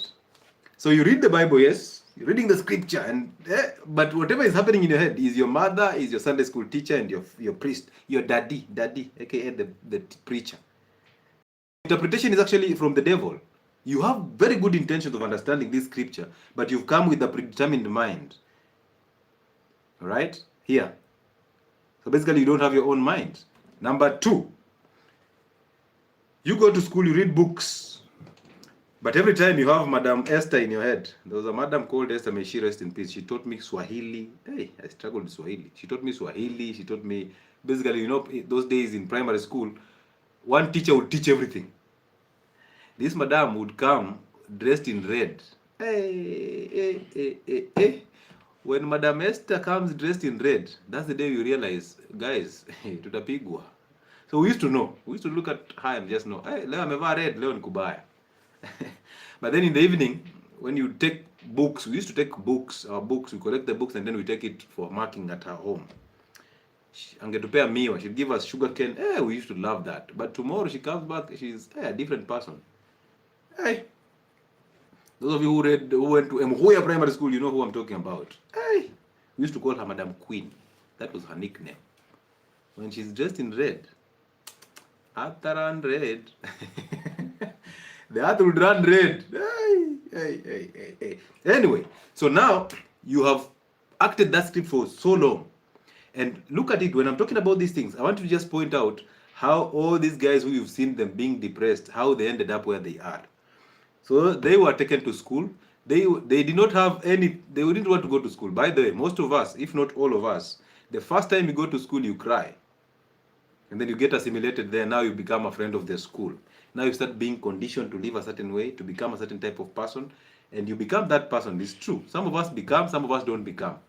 But when you become that person, you're still acting that script. So at your job, you want to become the best employee of the month. You want to become this good employee, the good employee, and the best boss, and all that. You're struggling to do that for the sake of the survival of your business. You're acting a script. You're acting a script. All of this is because you are aiming a certain salary or a certain increment in a salary. Even your boss is part of the game. He's part of the conditioning. So the difference between you and your boss is just the experience. He has been in the field for long, he became a boss. Now you're going through the same thing. You'll become a boss one day. And that's what most of you want, right? Oh, you see ladies posting, I'm a boss baby, a boss babe, a boss lady. Have you not seen those things? Boss babe fulani, boss babe, lady boss. I'm like, yeah. So you want to become a boss. You don't just realize how scripted you've become. You're playing a role in a script that you not write. You want to be a perfect parent after that. And during this moment of becoming a perfect parent, you just become the same parent that your parents were. Because for you to become a good parent, you must have an identity. But you gave him no identity. That's why you're chasing a perfect parent. There's nothing like perfect parent. And then you'll end up comparing your children with other people's children. You'll even end up comparing your children against each other. And now, sibling rivalry comes in. And now depression comes into your children. And now you are also depressed because the child that you counted in the most is now a drug addict. How will you not be depressed? The child that looked so bright in primary school went into secondary school and became the most dumb. The one who became the most bright in high school went in campus and became the highest prostitute. You encounter her nudes on Facebook because the older people are on Facebook. Like in Assisi. You meet your daughter on Facebook, you're like, Allah. Sometimes somebody said, because she has blocked you. Sometimes you send like a video on Facebook, she was somewhere just guzzling Kenya Ken and JD at the same time. You're like, ah, and now you're a pastor. How will you tell the church? She's trending. You call her, she hangs up on your phone. Then she comes back home, she has all these piercings, she has a big tattoo, and you're like, ay. Nitaambiaje kanisa? Nitaambiaje kanisa? How will I tell the church that my daughter has all these tattoos? And you just saw the sermon last Sunday. The pastor said tattoos are evil, are expressing some inside pain. Ay! And you're still the perfect parent. You're still holding on, clinging on. Some of you are so much into religion that your daughter comes back home with a pregnancy and you tell her, you know what, this one, you cannot give birth before you get married because religion says this. And now you have to push your daughter into abortion so that you maintain a certain state in the society. I am a priest. I have a church. How can my daughter live against these principles of the church?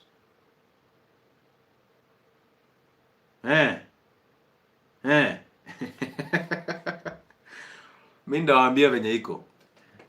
Ndawaambia venye iko. Na sahi sasa naongea hivi and maybe you are watching this live with that daughter there. And then you're like, by the way, mommy, because you're a pastor. Now resentment has started. How will you people not be depressed? How will you not have anxiety? How? Wewe. Haya. Perfect parent tumeongea hapo. Tumesema now again, you've been told to actually have this great brand. You see now people on the internet. We've been now taught how, we even have these sessions, we are trained how to actually make sure we monetize our platforms, we become this type of people, how we present ourselves. Most of you even get surprised that, Dr. Lewis comes on a live with a t-shirt. He doesn't dress in suits like doctors. He's not professional. Now you're the judge. I'm like, the one who is not a professional, you can actually sit there and listen to him. Because it makes sense. But he tells you the truth, and then the truth hits you hard because you're living, you're daughters and sons of the darkness. So when somebody shines light into that darkness, you retaliate. It's not time for you to do that. No, take it. You've been told now, you know what, we are Luos. And for Luos, Mercedes is the car. You cannot come here with a Kavitz. Why are you coming here with a Kanisa note? We are Luos. You don't know we are Luos? Luos have to actually make a statement everywhere they step. So Mercedes S-Class is the least you can actually bring here. Now you're working your head so hard to you're applying jobs on NGOs everywhere. You want that salary so that you actually afford an S-Class. Now every single day the government raises fuel prices by 1 shilling. You're the first one to Ruto 1 shilling. Kwa sababu you are paying a loan. You bought a car that you cannot afford. So now pressure is coming in. So most of you from inside, you are mentally drained, you are mentally exhausted. But you're thinking that most of these conditions, the inflammatory conditions, like the inflammatory bowel syndrome, is coming from nowhere. These are conditions that are coming in as a result of you actually having problems. Somebody's asking for Brian Omwenga's number. Let me put it here. 0701-354-997. 0701-354-997. If you wish to actually make an order, you can use that contact to contact Brian. And you can contact him tomorrow. Don't contact him now. Tomorrow from around 9. 0701-354-997. That's the number that you can use for purchasing of merchandise. So most of us are always mentally exhausted, even physically exhausted. You can actually see them. Somebody gets into a matatu along Thika Road and they are sleeping immediately. The cycle is continuing of slavery. Most of you are anxious every single day. You're wondering, job, will it be able, how will it happen? And most of you cannot even live on your savings for 3 months. If you're fired today and I tell you to maintain the same lifestyle, you will not take 3 months. You can't. You will die. You will have to actually now move from the house that you're living in into a smaller house. But if somebody tells you to do that quicker, you're like, no way, I can't do that. But you know very well you cannot afford the house that you're living in because you're just living from hand to mouth. So you're mentally exhausted, you're physically exhausted, you're anxious about everything, and you are disconnected with your reality. You're struggling because you don't know the truth. You've never spoken the truth. You're trained to be a liar. You're trained to act in a script that is not written by you. Now it's time for you to actually start living a life that is yours. A life that is the truth without having to care about anything, because truth does not care how your mother will react, how your father will actually act. You say the truth even in the darkest of the corners. All right? Yes. But because you want to live constantly in expectations of other people, now you're struggling between who am I and who am I expected to be. My view of me and the view of the world of me. Now, the government, schools, religion, people, the international, the global world, they always make you focus on how the world will view you, including psychologists and psychiatrists. They make you focus so much on how the world views you, so you basically maintain an image for the world, rather than how you view yourself. And through that, you get to attract the world around you. So all of us, you're depressed because you're always trying to impress the external world. It doesn't make sense.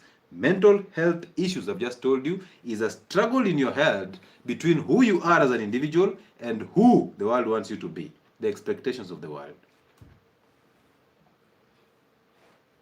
Hello, Doc. Do you have a video on varicose veins? Yes, there's a video on varicose veins on this platform. So simply search veins, health and wellness sport. You'll find all the information about varicose veins. I think there's so much things I've done about health on my platforms. It's just you to put in the work, right? Good.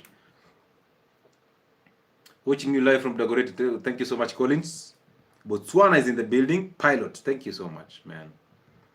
So once you understand that, you will know that the conflict that is inside you is the root cause of poor mental health and subsequently mental illness. So let's take a good example of the resting Kimani. Kimani was a very brilliant star, very good journalist on Citizen TV. There was a recession, he lost his job. And because he had an identity of his job, because even in the last interviews, he was saying that the father said he had written in his diary that how can God give him this good and very, very interesting gift and then make him never to become successful with the same gift. So he had actually identified with the external world, his job, and lost himself totally.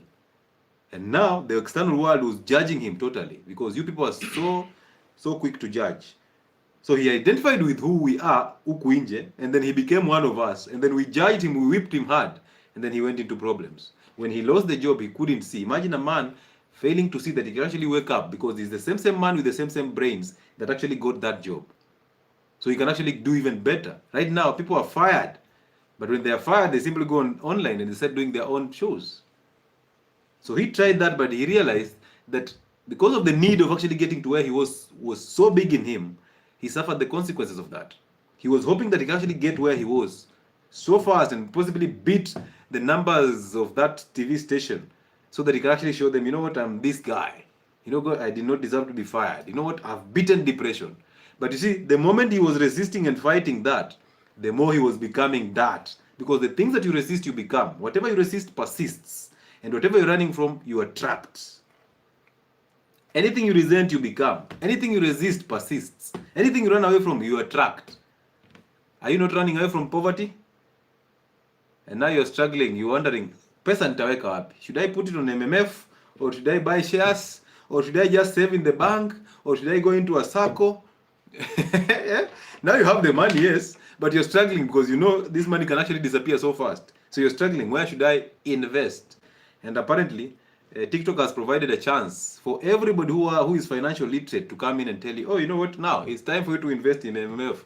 Before you put your money in MMF, MMF, I cannot even imagine, you guy, I have sent in MMF for 3 years, only to realize 200,000 is going to earn me only 2,000 shillings. That is so weird. Until I realized that I can buy shares. Then you're like, hey, get your money off MMF and go buy shares. You're buying shares. Kidogo, shares imekunywa maji. You don't have an identity, so people have to teach you things.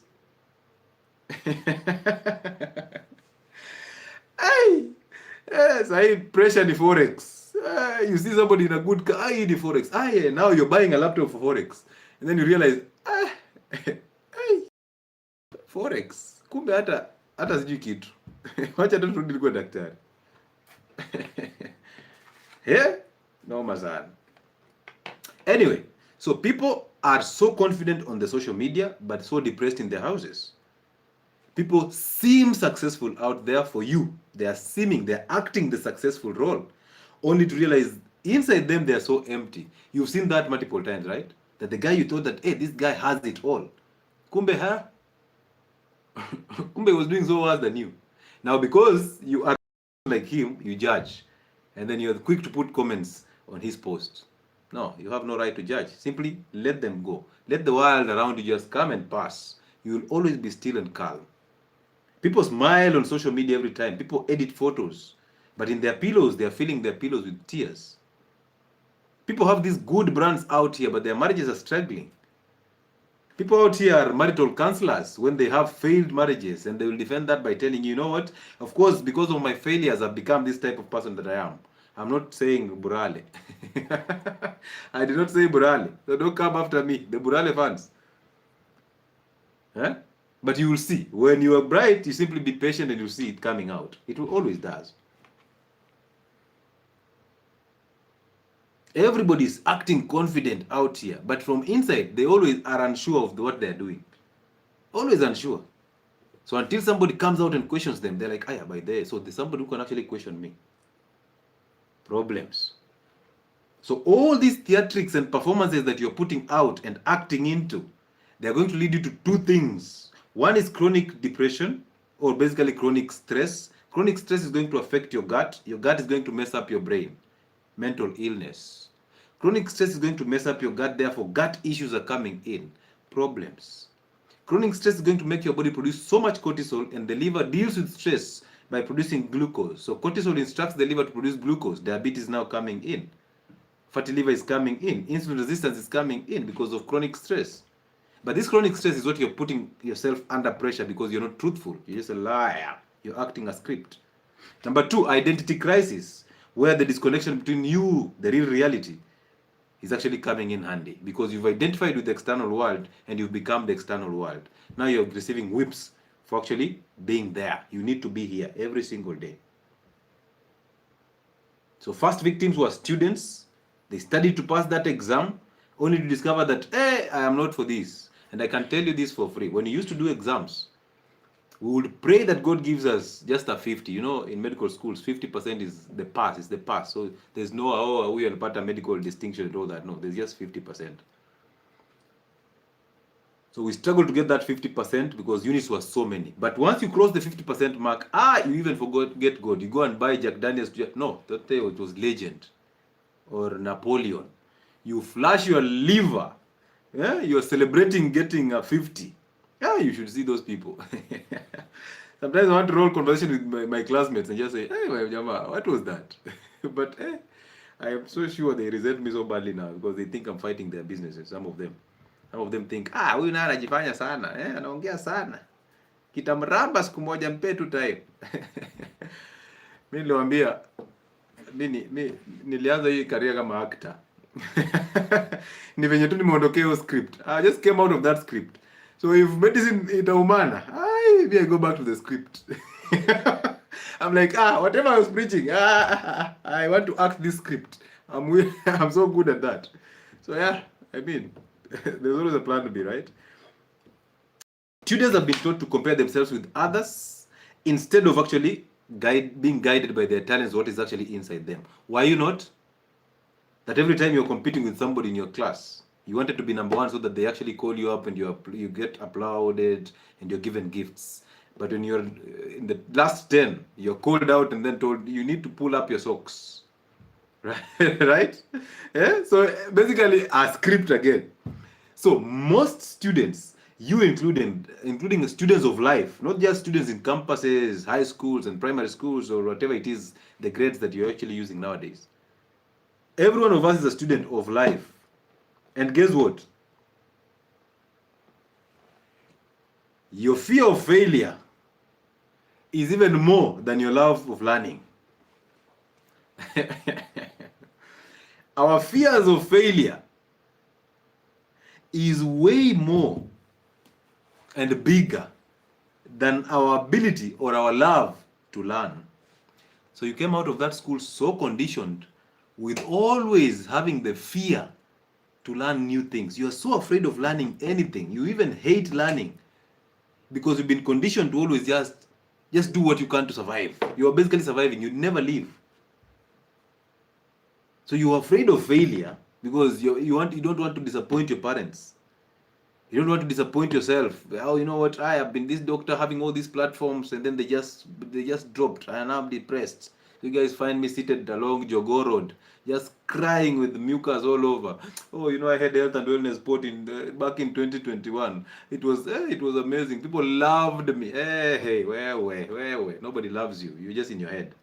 Nobody loves you. Nobody cares about what you're doing. You do what you have to do. You did not come here to be loved. I came here to do what I have to do to ease pain and suffering from people's lives. And when my time elapses, I'm out. I don't have to be here every single day shouting. No, I don't have to own these platforms. No, they have to go. At some point, they will. Just a matter of time. Let me just rub the great shoulders. People who actually are afraid of learning. You will see. So our fears of failure are way bigger than our love for learning. So how would you be a good student? How would you not write more Kenya? Somebody has put up a very interesting point. We need detachment. Now listen, the best way to live this life is to master two things. One, the art of accepting so fast. And the art of accepting will teach you how quick to detach. Because you came with nothing, you will live with nothing. So the moment you understand, I have to accept my current situation, and I have to detach from anything that I've actually owned. That is life. You keep on holding on to things, hoping that they will stay there. The more you hold on to them, the more you become those things. And realize this, in the spiritual aspect of life, whatever you love becomes your God. It controls you. Now you lose yourself. Whatever you respect and so much into, it becomes your God. It controls you. And now you become that thing, and now you lose yourself completely. That's why by the time you were finishing school, all you knew was to fit in life, to fit in. You were unable to think. You were taught everything, but you were unable to think. So you're just trying to fit in everything, but you never knew how to think. And up to now, you are unable to think. That's why most people think for you. And now your role becomes, because they are thinking for you, now you become resentment towards them. So the only thing you do is to settle in the comment section and to put in all that energy. You see that? All that energy in the comment sections. The problem is not them. The problem is you think that they're actually doing better than you. Have you seen the Americans, the black Americans saying, this saying that says white supremacy? They imagine that you as a person thinking that somebody else is way better than you. Have you seen Luos and some Kales and even Luyas complaining that Kikuyus are better off because they have opportunities? Have you seen that? Yet at this moment in time, we have Luyas in government, very senior positions, but the Luya nation is still the same. We have Kikuyus in government, but Kikuyus have roads. In South Africa, we have the Orania people who have decided, you know what, we are not going to associate with the black nonsense. We're going to build a community of our own. They build hospitals. They are doing farming. They have schools of their own. They even have a currency that competes with the South African rand. They are called Orania. Go check them out. The descendants of the Dutch.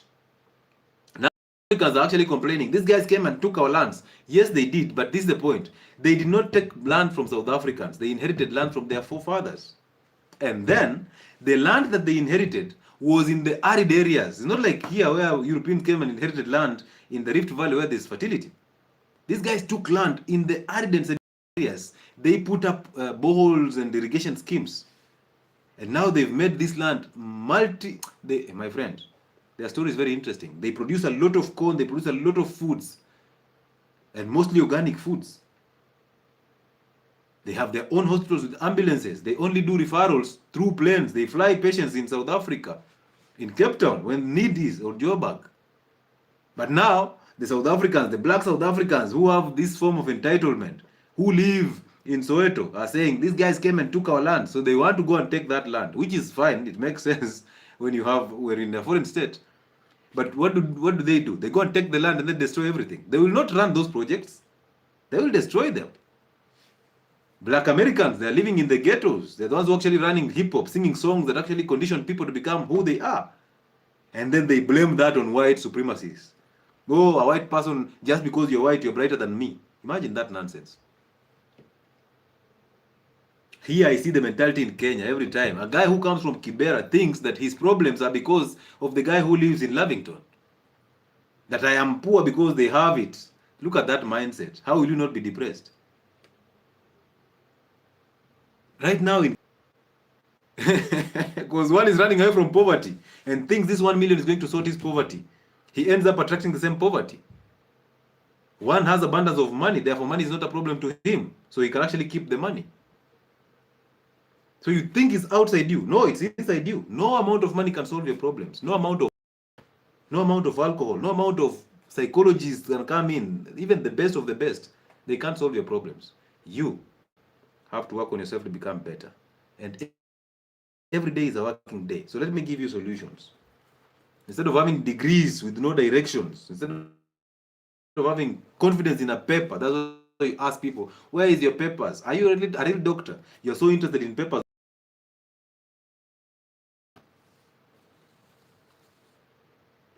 Depression and anxiety and burnout are coming in because we have so much experts out here, some focused on the papers, but no real solutions for life. So let me give you the solutions here, because that's what I do. Number one, identity fixing. Whether you like it or not, you'll have to go that path. For you to come out of your lie, you must go back the rabbit hole. You must actually go down the rabbit hole. Find your biological father, apologize to him for resenting him for no good reason.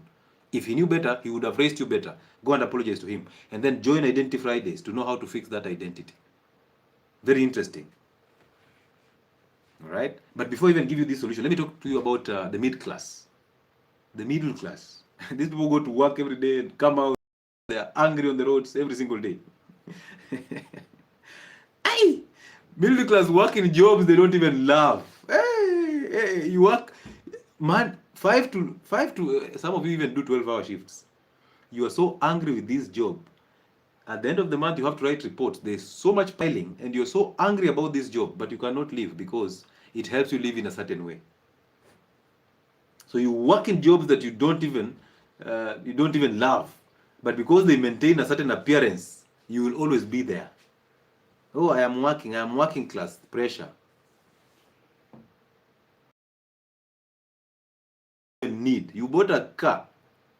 Now, you only use that car after being paid a salary. I see it. You'll have a lot of cars on the road from that. I think the government pays people from around 19th to 24th. So all the way to 30, there's a lot of cars and jam on the highways. Let's get into the new month. No cars. What happened? Everybody has gone back to Matatu.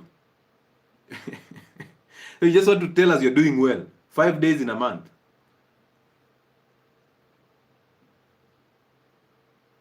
Some of you have so much anger, but you tend to suppress that anger by actually taking breaths in and out. Or smoking a cigarette so that you act professional. You're struggling to actually control your emotions just because you want to stay stable and professional. Acting a script you did not write. Wacha tukunywe maji.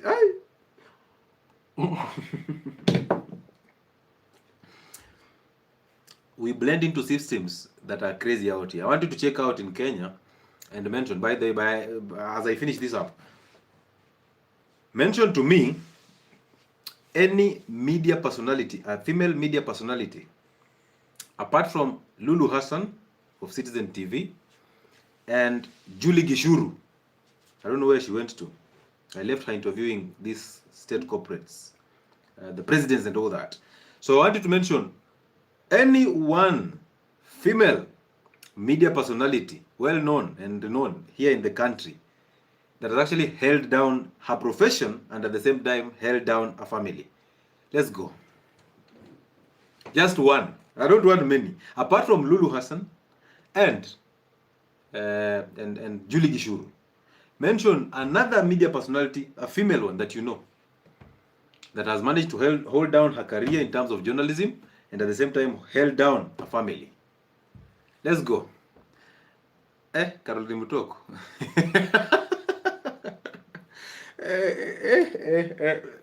Well, allow me to define family because now it's a mess. So a family, father, mother, children.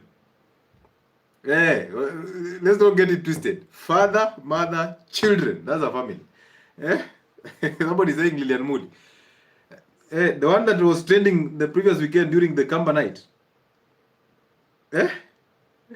Beatrice Marshall. I can't tell the story about Beatrice Marshall. I used to enjoy her presentations. Her and there were two guys who were twins. One is Michael Oyer, may his soul rest in peace, and there's another one called Jeff Oyer. Right? Amina Mohammed.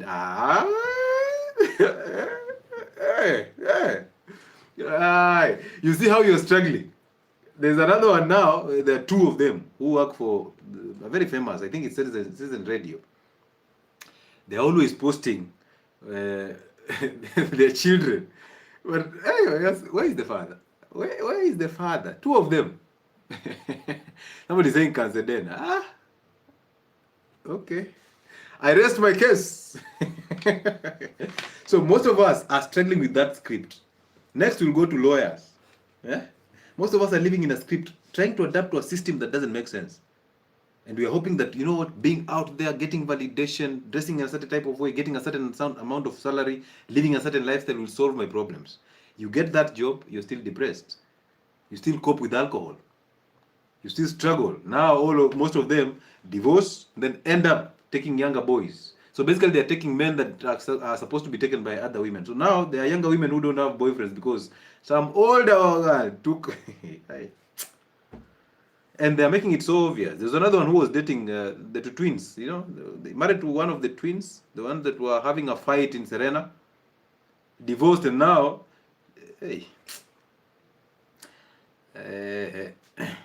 that's why some of these things, just put them away. Your family is none of our business. Just put it away. We don't care. Put it in Bali Kapsana sis. There's another one who went abroad from Minoro TV, whose marriage lasted for 59 days after dating for 4 years. Identity. It is the mother of all these problems. Ile kitu tunataka muone. The things that we want you to see. We will paint the best image. We will give you the best image out here. Hey, but wait until you get to real. Some of these houses, you put a CCTV in that house, you cannot stand the visions that are coming from that CCTV of yours. You even doubt the CCTV.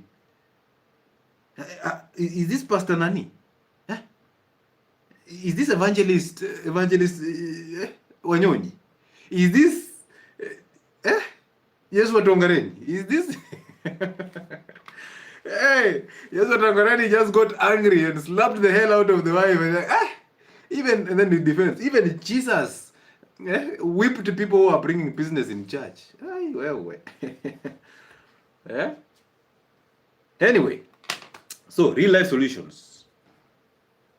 And this is basically the cost of assimilation. Get out of that assimilation. Get out of that script. It is not your script. It will never be. It has never been. It's not going to be. It's not going to be fair to you. First things first. Practice 7 days of being truthful. Just 7 days. I know how difficult that is without having an identity. But you try 7 days, just 7 days only of being truthful. And then tell me if you will maintain the same friends that you have. 7 days only. That's a challenge. Actually, by the way, a challenge. 7 days of being truthful. And tell me if you still have the same external environment in terms of friends as you have. Including your boss. Tell him the truth as it is. Stop protecting your job. Just be honest. Because you're trying to survive and you're trying to fit in. You're not protecting your job. You're actually protecting your ego.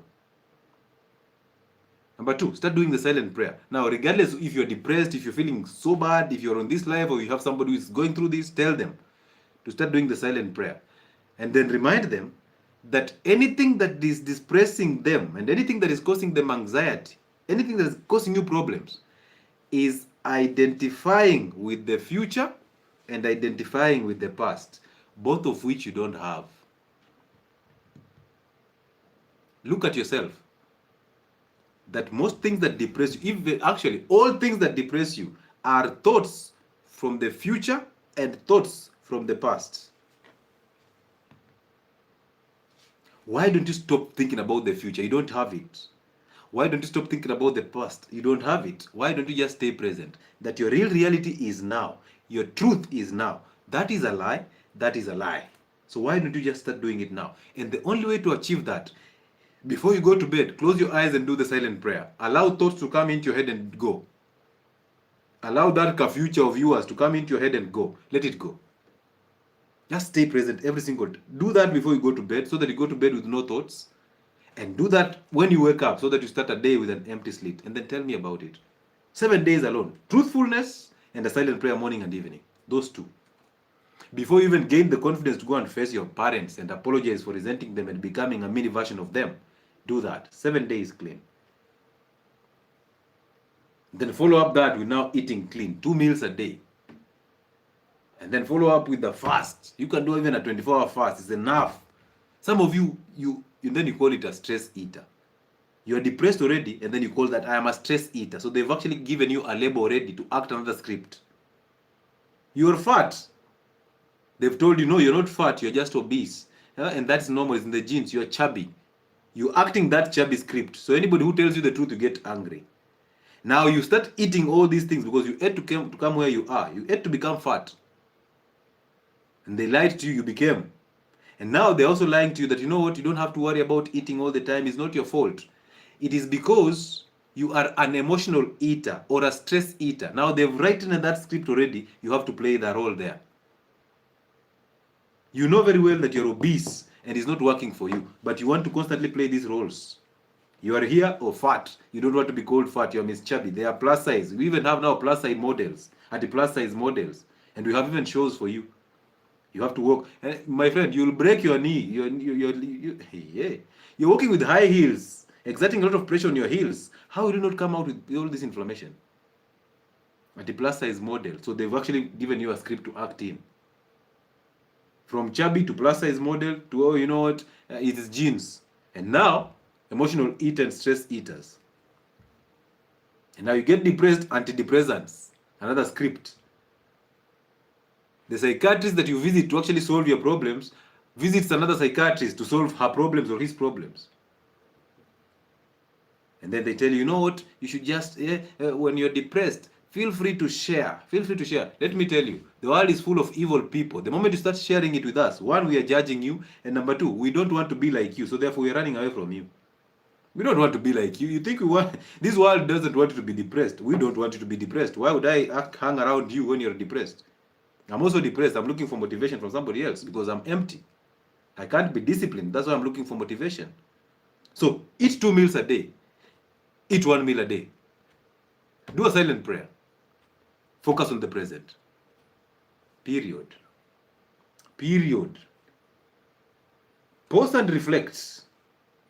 Who am I? What is the truth in me? Who is this guy who sits in that corner and talks to himself? That is you. Number 2, detach from approval. Stop even posting. You can even do it for 30 days. Don't post anything on the internet. That approval is lying to you. You're acting a script. So pause and reflect. Detach from approval. because validation is not value. Just because we told you have very nice titties and very nice thighs, oh, your butt looks good, oh, now you know you have good lips, look at what will happen to you. We will approve you today, tomorrow you will put a BBL. Did you see that, woman? Today, oh, I have done a 1 million butt lift. Tomorrow I have done a boob job. Is it a before we even load, oh, I was revealing my boobs. So part to reveal boobs. No, we thought boobs will be enough. We thought you have now this butt that you have is enough. I am still inadequate, even though I have the butt. I have this. I must have these boobs. Put boobs today. Reveal them to us. Let's touch them. Tomorrow, oh, tomorrow you have lips. Hey! Please take us slow. We are not over your boob reveal party. Now is the lips. What next? The fingers. What next? You are in India, they are trying to tighten the organ. So nothing is going to be satisfactory, nothing is going to be enough, because your external things are not who you are. Validation is not value. Even if you put on the biggest lips, even if you put on the biggest butt, even if you put on the biggest and the best boobs, you are still inadequate. That's why you still do something to actually come out and we talk about you. When we talk about you, feel good. Next, you have to do something else. Oh, that gender reveal that you did, it will depress you. It will. Oh, it will. So pause and reflect. Be truthful to yourself first before being truthful to us. Detach from approval. Validation is not value. Number 3, seek the truth first. The rest shall be added unto you. Just be truthful. 7 days. We already have that challenge. 7 days of truthfulness. In that corner you're seated in telling us you're depressed, be truthful in that corner. Are you depressed, or is your mind telling you you're depressed? Are you depressed, or you read somewhere about depression? Are you depressed, or you have a bad kitchen? Are you depressed, or you're trying to get validation which you're not getting enough? Are you depressed, or you're trying to compare yourself with your friends on the internet? Seek the truth first and let the rest to be added unto you. It will be added unto you. The moment you become truthful, it will be added unto you. Amazing. Amazing. If I've not solved your problems now, you can't be helped. Yeah, you keep on saying, oh, mental health, mental health, mental health, mental health. I will allow 2 people to come in to have a conversation with us, and then we call it a night. Just 2. Only. So if you're on TikTok, simply request to be a guest. I'll have a conversation with you. Just 2 people, for the sake of actually making this point sink as we conclude this consultation, these conversations for this month. It's amazing, man. It's amazing to actually have a conversation with you people.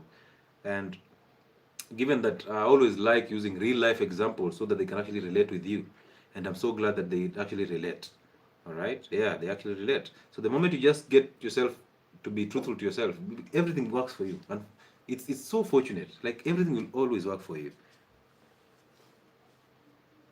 Liz She is in the building. Let's see what she says. If you're on Facebook, if you're on YouTube or Facebook, you would like me to address anything, just put it in the question form. Ramadan Nganga, you clearly put it that friends are people we can manipulate. We only have family, relatives, and people we know. Yes, those are the 3 classifications of people. The family, basically, those people who will stand for you even in the darkest of the corners. Number 2, we have relatives. Those people who don't even care about you, but you are related with blood. There are people who hate you. Apart from your mother and your father, even your siblings don't like you because they are competing against you. And then we have people we know. Most of the people that you people call friends are people we know. And in that group of people we know, there can actually be people who come in and become family. All right? Yes. You say, oh, friends for keep. No, friends for keep. This person gossips you with other people out there. So once you know that, you're good. When you call somebody a friend, you're basically manipulating them. You're basically pushing them to live a life that is yours. You're writing a script for them. Anytime you call somebody a friend, you've written a script for them to act in. They have to please you. Because if they don't, you will tell them, but you've been my friend. How can you do this? You see that? Where did she disappear to? She wasn't patient. Good. All right. If there's no person here, no question, we can call it a night. Is there anybody who would like... Validation is not value. Yes, Mzungu. No value in validation. Yeah, so as we are telling you, you have the best boobs in town. There's no value in that. You've not added any value. You've actually destroyed value because you've made us masturbate with your boobs. So you've destroyed people. You will be destroyed also. You're depressed. Yes, African beauty.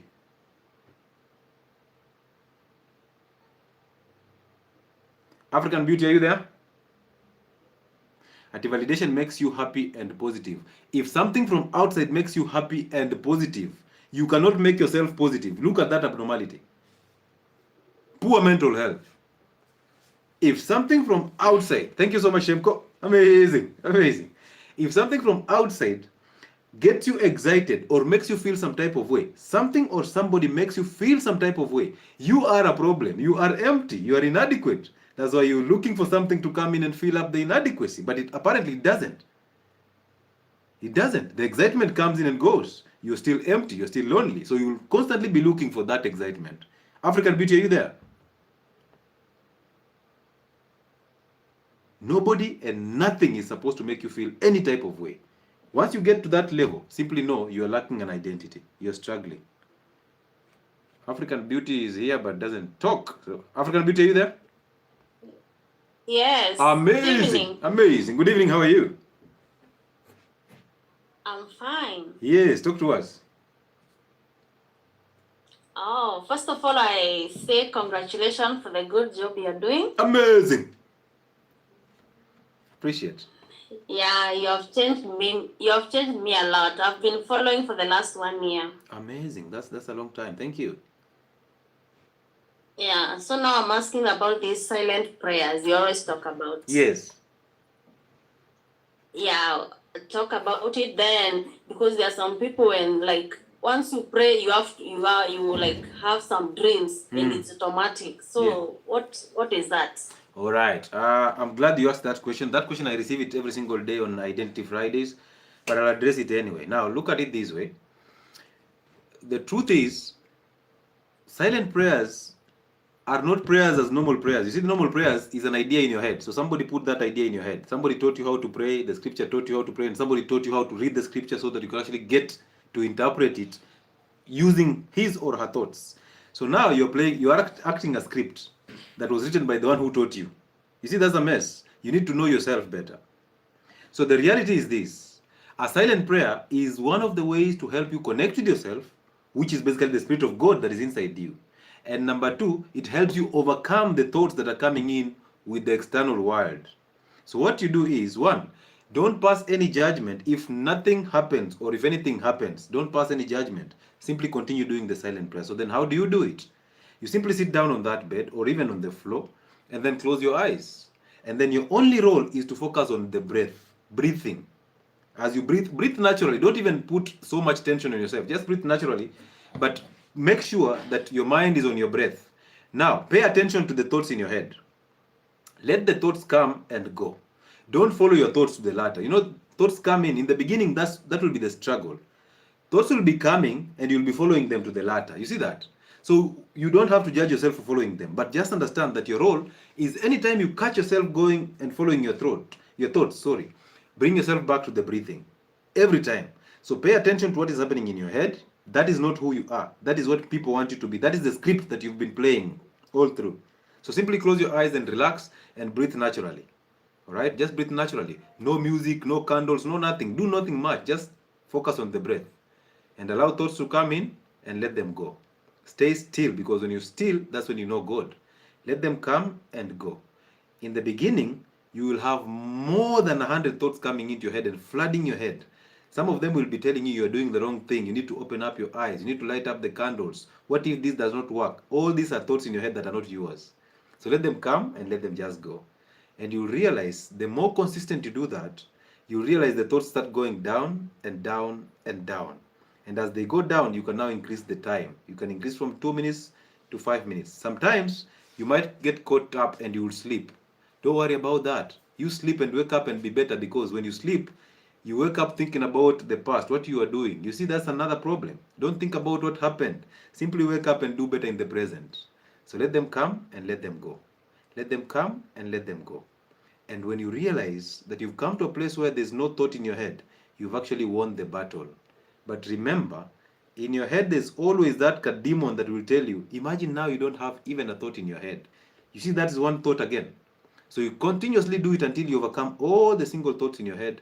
And by the time you're closing your eyes someday and you open up your eyes, there will be no thought in your head. That is the time you'll know you've won this battle. 10 minutes will look like a microsecond. You just close your eyes for 10 minutes and boom, we are there. Then you open up your eyes slowly and you come back to reality. What a beautiful state to be in, because that will teach you to overcome every single thought in your head. It will teach you to be calm. And when you're still and you're calm, that is when you know God. That is when you know God. And then God says, bring all your thoughts into captivity. When you bring all thoughts into captivity, that is the real you. But when you're always relying on your thoughts, plans, ideas, future, past, there are thoughts that are put in your head so that you never live a comfortable life now. So when you overcome them, you will not have anything to rely on in your head. You will rely on revelations that are coming through your identity. And God speaks to you through revelations. He doesn't speak to you through the ears or through your thoughts. His voice is voiceless. And you'll simply know there's a difference between his voice of revelations and the devil's voice in your thoughts. So you'll know that this is not his voice, because he also says that my children shall know me through my voice, and his voice is a voiceless voice. So when your pastor is saying, I heard God saying, ask him, was it a masculine or a feminine voice? Because God doesn't have a voice. He has a revelation, and he will speak to you through revelations. Now, you will trust him because you will simply wake up and do a silent prayer and start the day with no thoughts at all. And then God will reveal everything to you. Everything to you. Does that make sense to you? Yeah. Amazing. Thank you. Yes. So don't judge yourself. Don't create any opinion. Anything that happens was designed to happen at that moment in time. But keep doing it consistently until you overcome. All right? Yeah. Good. And what causes dreams? Well, dreams are 80% your thought processes, and 20% is either experiences or your fears. And you see, fears are lack of an identity, and your thoughts are where the devil lives. So basically, dreams are just a waste of your time. Thank you. Yeah, but if they happen, don't judge yourself. Simply understand they were supposed to happen. Just move on. Thank you. You're welcome. Good night. Good night to you. Thank you so much. I appreciate you. Now, somebody is saying it's called meditation. Listen, the moment you put a label onto it, you destroy it. Right? Because now you have to do some certain of things in the name of meditation. Oh, I was taught meditation. See, that's an idea. Somebody taught you how to meditate. A silent prayer, you don't need to be taught. You simply need to close your eyes and let everything just happen. But meditation, you have to do some types of things. You have to actually, so it's a label. All right? So don't put a label on it.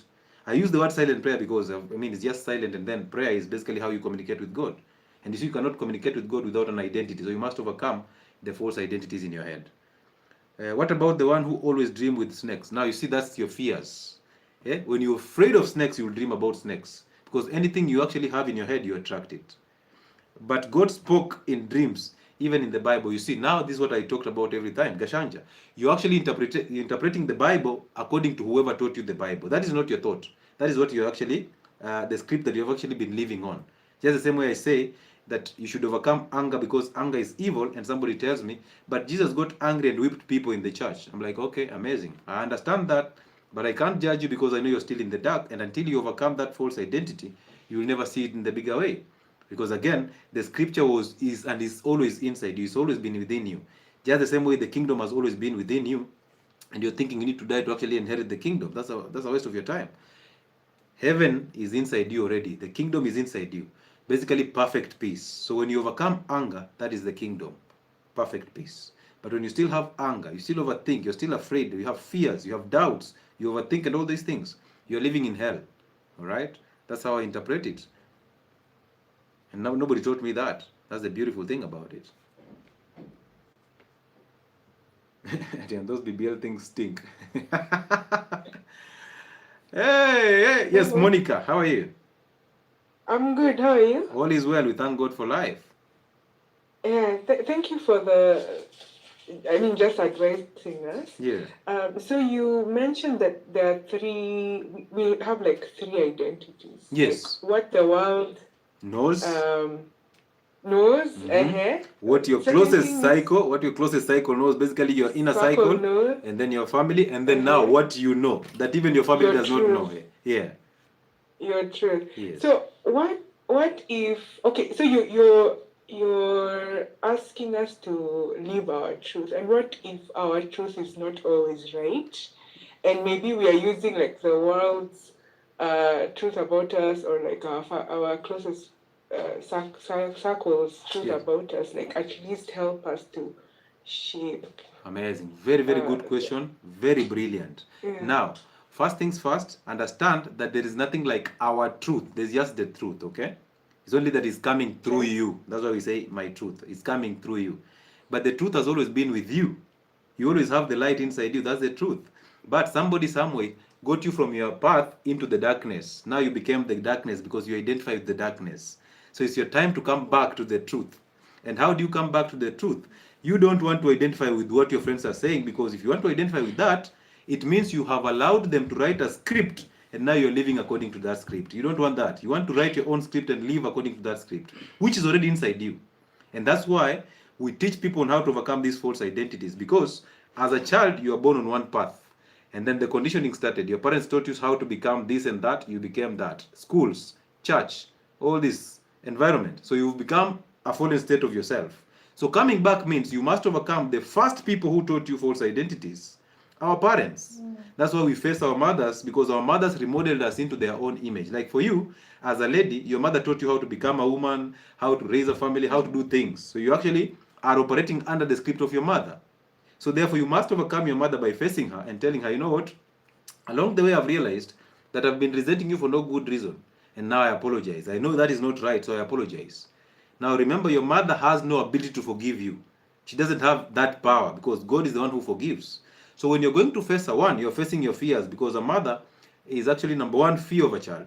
So you're actually facing your fears. And number two, you're going to admit to her that you are wrong for resenting her, because you're not supposed to resent your parents.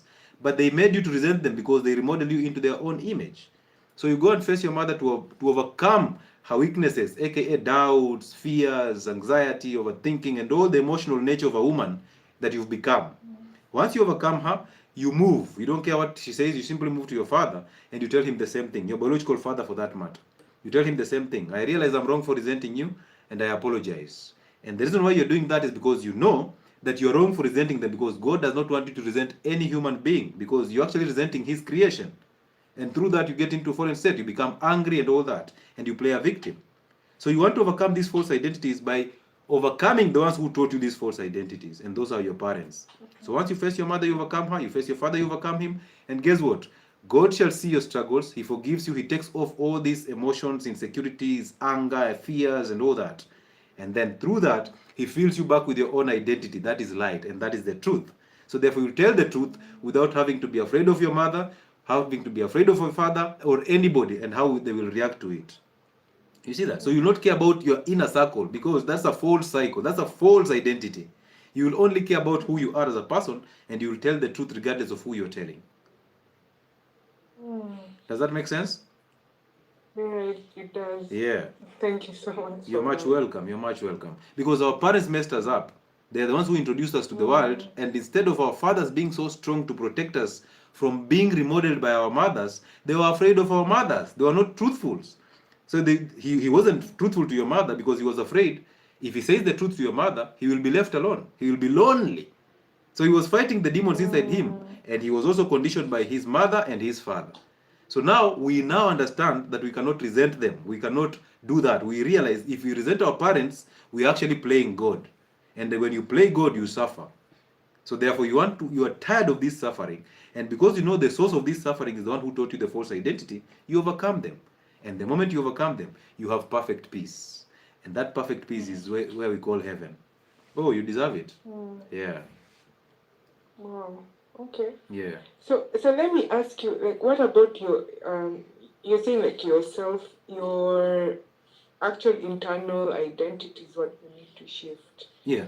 Right? Yes. In that way, like you start with your parents, and then do you also like forgive yourself as well? Like, no, you can't. You can't. You know, it's not your fault that you're here. It's not your fault. It is somebody's fault that you're here. But you don't have to resent them because they didn't know better. So you can't forgive yourself because human beings cannot forgive. It's God who forgives.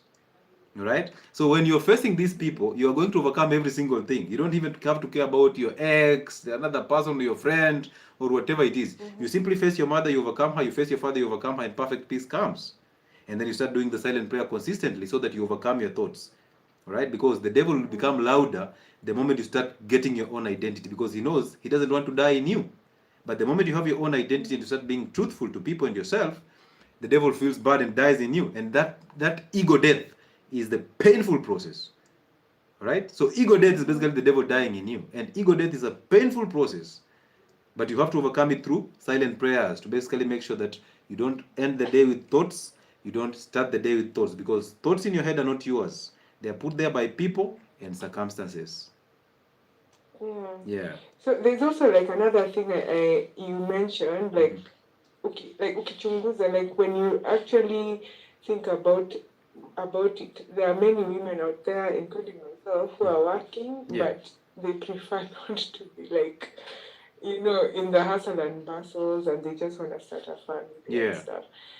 So what would be your advice? Like, should we stop working entirely, or like how can we overcome that? Another good question. Now, you see, if I advise you, I will be remodeling you into my own image. So it's not my right or in my position to advise you. My role is to shed light, and if you choose to follow the light, well done. If you don't, I mean, you can do what you want, but I highly recommend you do this. Now, you see, you cannot know what you want or what you need. Basically what you need, because what you want is actually what is making you suffer. You cannot know what you need without having an identity. All right? So that's why I insist on identity fixing. Because once you get your identity, you will not rely on my advice. You will rely on revelations that will be coming through that identity. Remember, God speaks to you through the identity. So he reveals things to you through that identity. That means, because you've trusted him by doing a silent prayer and overcoming our thoughts, what we've put in your head, now God will reveal things to you on how to live. So even that job, you might realize that is not actually the best place to be in. Therefore, the revelation shall actually guide you on how to actually walk out of that job. Because every door ahead of you will be open. And that door will be door of success and all that, according to God's will. Okay? Yeah. So your role is to fix the inside world. The external world will align. Because you will attract who you are. You will attract an environment that will be working for you. Otherwise, you might leave that job and think that you're going to start a family, but realize you don't have an identity. So you'll attract a man who doesn't have an identity, and you'll end up suffering. Because you attract who you are. So that spirit protects you against the evil nature and then gives you revelations on how to actually live your life. Therefore, you'll only rely on revelations and not thoughts. Yeah. That's how you're designed to live, yeah. Thank you so much. Amazing. Nice. Amazing. Thank you so much, Monica. Oh, man. You see that? Amazing stories here, man. Man, listen, we can talk until tomorrow in the morning. So I don't want to do that. I want to end this live because, when I was doing the reviews on this live, I didn't know this how it will turn.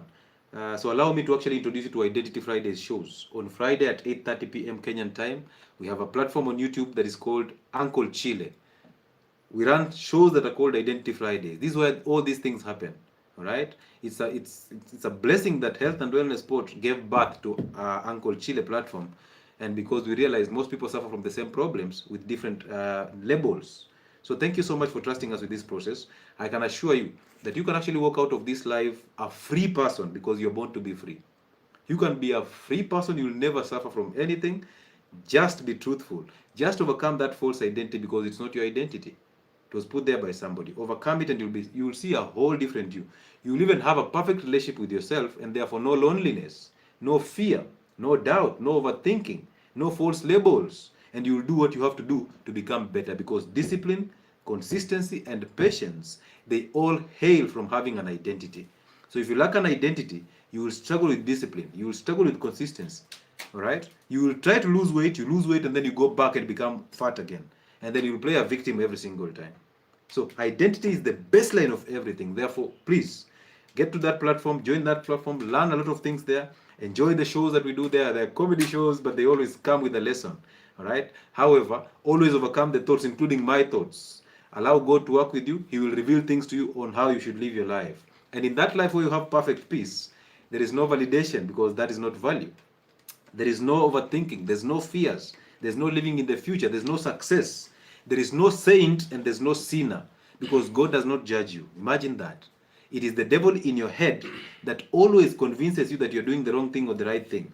So when you listen to your thoughts, you start passing a judgment over yourself. And the devil likes that because he wants to survive in you. So he'll constantly lie to you to live in the future and in the past. And when you do that, you'll struggle in the present.